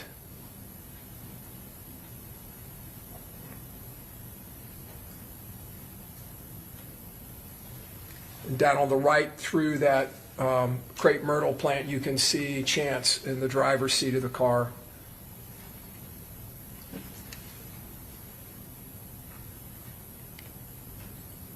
Mr. Murphy wearing the same jeans that he was wearing when he got arrested 2 days later in Gwinnett County, Georgia, northeast of Atlanta, driving the Chevy Cruze. He was with his girlfriend, Charmaine Steiger. They had picked up a hotel that morning, early in the morning. Law enforcement pick up the tag on flock cameras in North. Don't be looking crunchy now, dummy. Looking crunchy as hell. Look at him.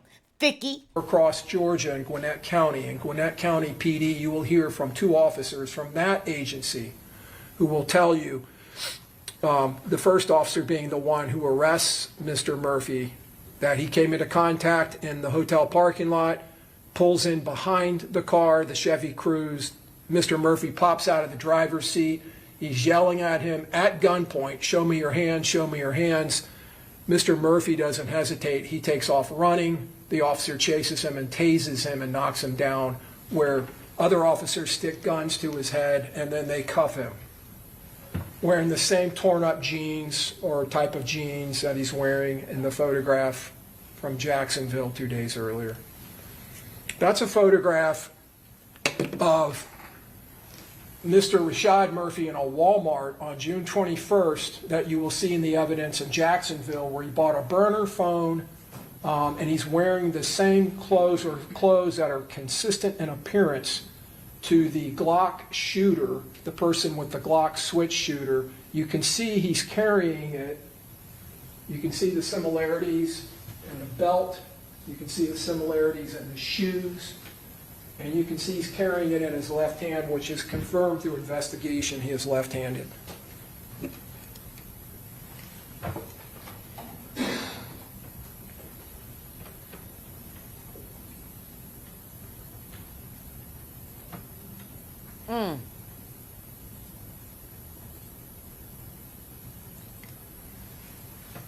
The defendant's phone, 904-405-6748. This is a tower hit at 4:40 at the murder scene. She identifies herself as being in that Chevy Cruze, but you don't even need her own words. You can see it in this evidence. She's in that Chevy Cruze, providing the critical last minute, last second, last. Man, I wish they tell Bren and Stimpy to shut up, bro. It's the opening statements, partner. Hey, man, that girl, she going straight to jail, dog. I already knew she was going to jail from their hair. You know what I'm saying? But this dude, his high got to be coming down. It ain't no way, dog. Second intelligence Ain't to no the way. shooters, to the assault team, as they drive out of the parking lot.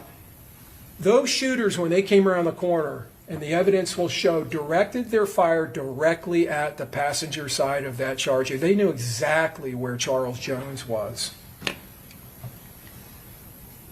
Now, this is 7/6. This is a couple weeks later. This would be what? 13 days later.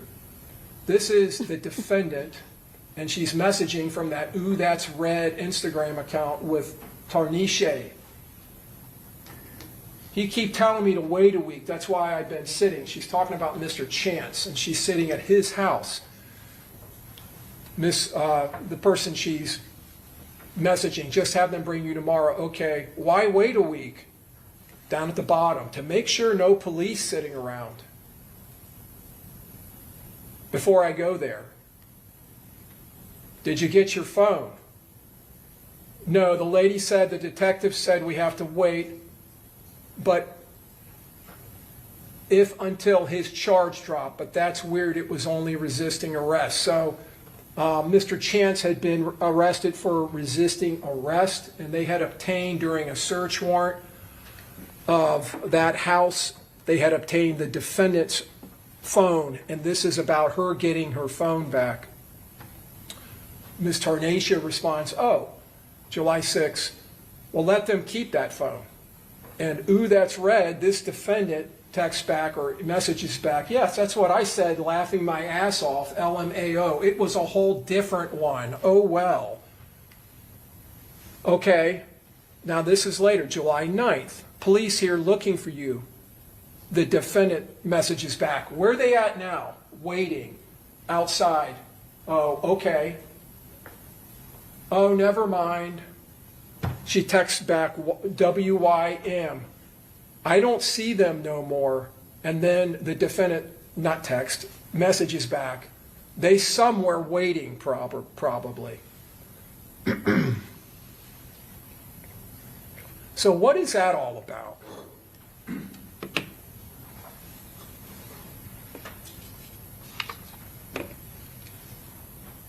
Why is she saying it's a whole different one?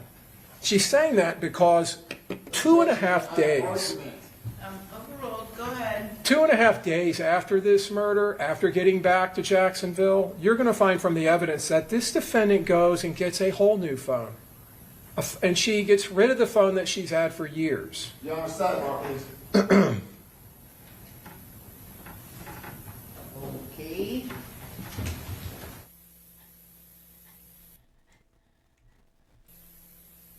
Girl, you got the dumbest you got the dumbest lawyers there is.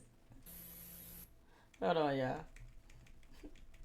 It's about to wrap up in like 5 minutes.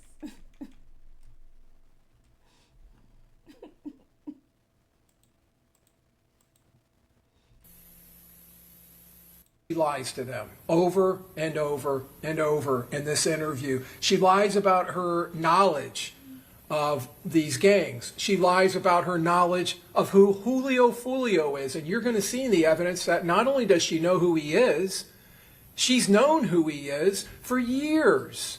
She has animosity towards him. You'll see that in the evidence. But she lies about simple facts that are easily rebutted. Namely, she lies about knowing this guy, Sean Gathright, the individual whose house she left from to come to Tampa, the individual who was driving the Chevy Impala that she was sitting in for almost 3.5 hours driving to Tampa on the 22nd, the individual who was best friends with her boyfriend, Isaiah Chance. She's shown that photograph. I don't know who that is. I don't know who that is.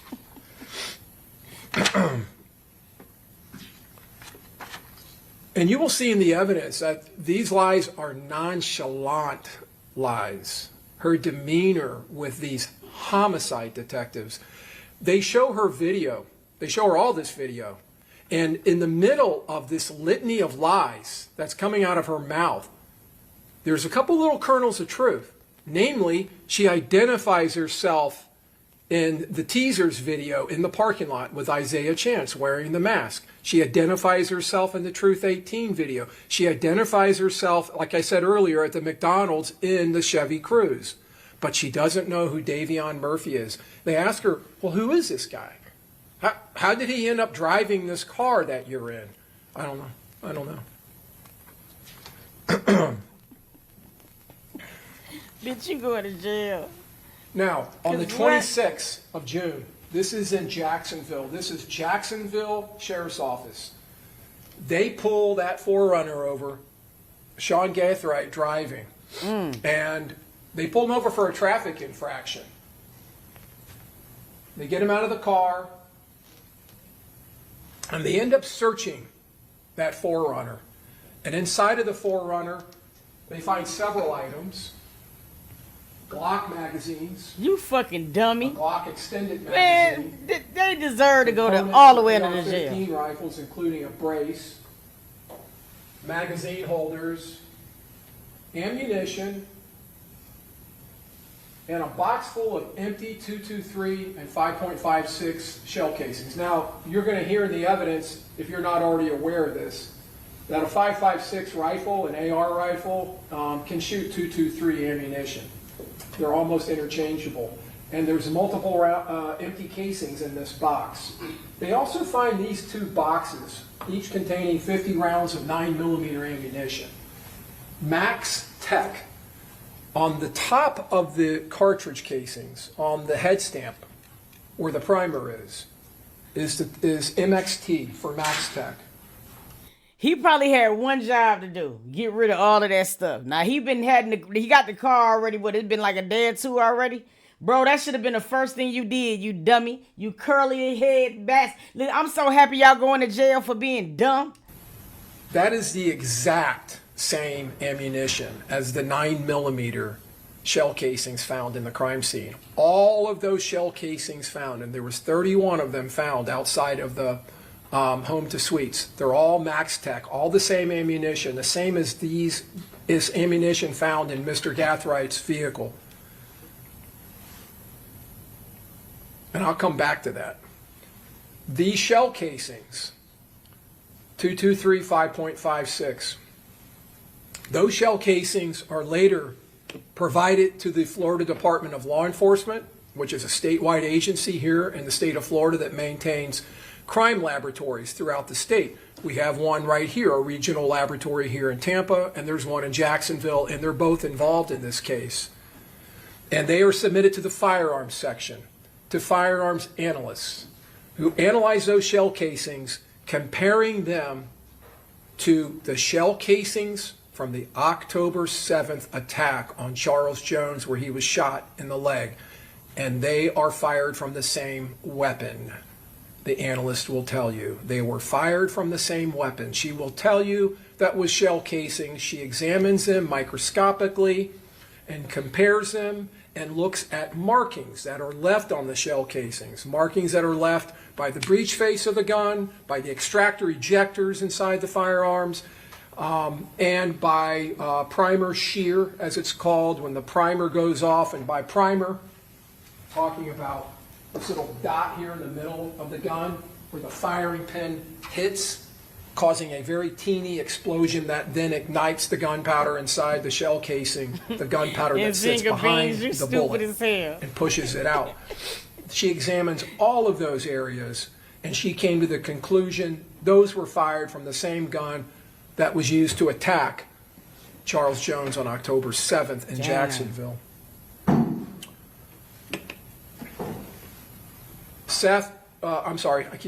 Sean Gathwright's house. There's the Forerunner.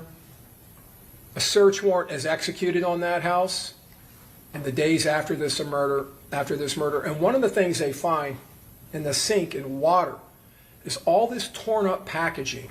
And when they start looking at the packaging, it's all firearm related.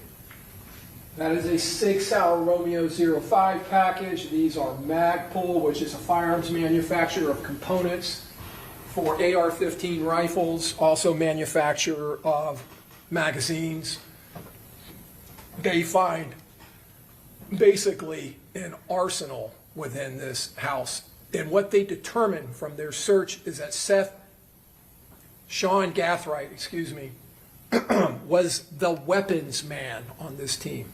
He is the man that provided the AR-15 5.56 caliber rifle and the AR-15 300 blackout rifle in this attack. There are ammo boxes full of 300 blackout and 5.56 ammunition. In this safe, they find multiple weapons to include rifles. Damn, bro. And brass catchers. That is a brass catcher. It has a wire structure with netting or mesh And it's designed to be fitted onto a rifle where when the shell is ejecting, like I said earlier, the casings remain in that mesh. And in this mesh, this detached brass catcher, they found two 9mm shell casings that somehow worked their way in there. Those shell casings are Max Tech ammunition, the same kind of ammunition that's found in this defendant's, Mr. Gathwright's 4Runner. Those shell casings are submitted to the Florida Department of Law Enforcement, to the firearms section for analysis, and they're analyzed, and they're compared to a shell casing from our crime scene, and the firearms examiner will tell you they were fired from the same weapon, a Glock. That's crazy as hell. Because all of this evidence was found in his grandmother's truck. To where, like, I don't even understand why he would have been riding around with all of that stuff in his car. You got to be the dumbest person in the world. I know the rest of the team is so mad at him. Firearm. That weapon was not recovered in this case. It was never found. They find this rifle, 300 Blackout, with the brass catcher attached. And when I say brass, brass, if you don't already know, and you'll hear in the evidence, is a common term for shell casings. Once they're fired and they come out of the gun, it's called brass. It's just a common way of referring to those. And so the brass catcher is still attached to this firearm. And you see it on the opposite side. This firearm is also located, this 5.56, and that brass catcher, as I said, had been detached already. There are multiple magazines located, and loaded magazines. Those are loaded with 300 Blackout 30 caliber rounds. Ammo boxes. This is back at the sheriff's office in Jacksonville, where this ammunition was inventoried after collection from Mr. Gathwright's house. And you can see all of the different type of ammunition he had. Now, July 27th, that individual sitting in the rain, kneeling there at gunpoint, is Isaiah Chance. Officers arrived at that residence, his residence, and placed him under arrest for the murder in this case. And there is the defendant being brought out of the same house where she was with Mr. Chance. Looking stupid. Davion Murphy. This is after his arrest months later, after being dragged out of an apartment in Jacksonville, Florida. Now, why am I showing you this photograph of the defendant? This is the defendant. This is Miss Andrews.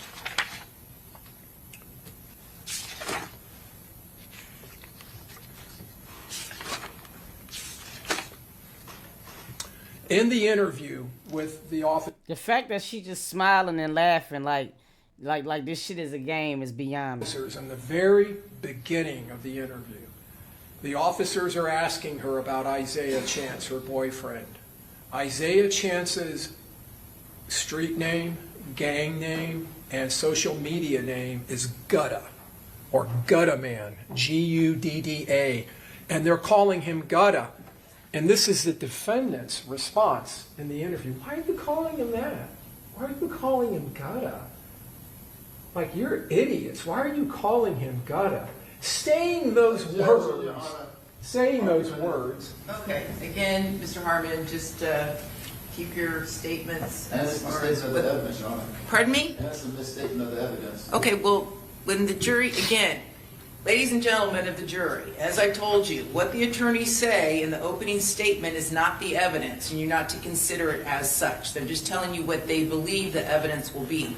You will be the ultimate decision makers regarding the evidence and any weight that it carries, okay?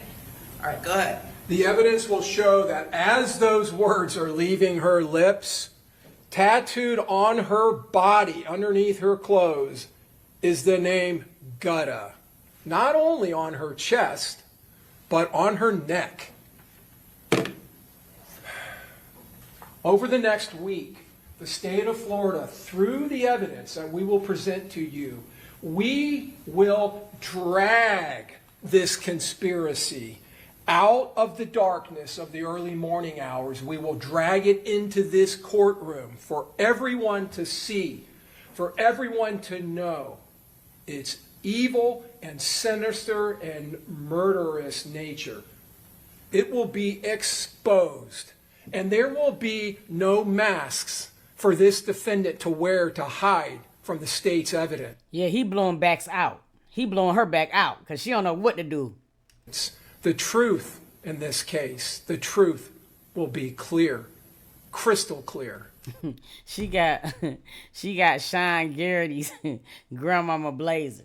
she borrowed that from that lady. She know that ain't her blazer. She know good well that ain't her blazer, man.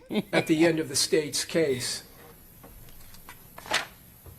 there will be no Uber drivers waiting to whisk Miss Andrews away to avoid your verdict when you find her guilty. Guilty of conspiring with these 4 men, and guilty as a principal to first-degree murder. And folks, the state's evidence will let every single one of you know deep in your hearts that that is the truth, that she conspired in this wicked and despicably evil, cold-blooded murder. That she followed this man, watched him, encouraged her co-defendants by her actions and words, tried to find lodging, that she assisted in every way, and then, after the fact, did everything she could to defend this conspiracy. At the end of this case, there will be no doubts in your minds. There were discussions in the last couple of days about proof beyond a reasonable doubt. The state's case will prove to you clearly, beyond any doubt, that this defendant, Alicia Andrews, as she sits over here in this courtroom right now, is guilty of conspiring and committing first-degree murder.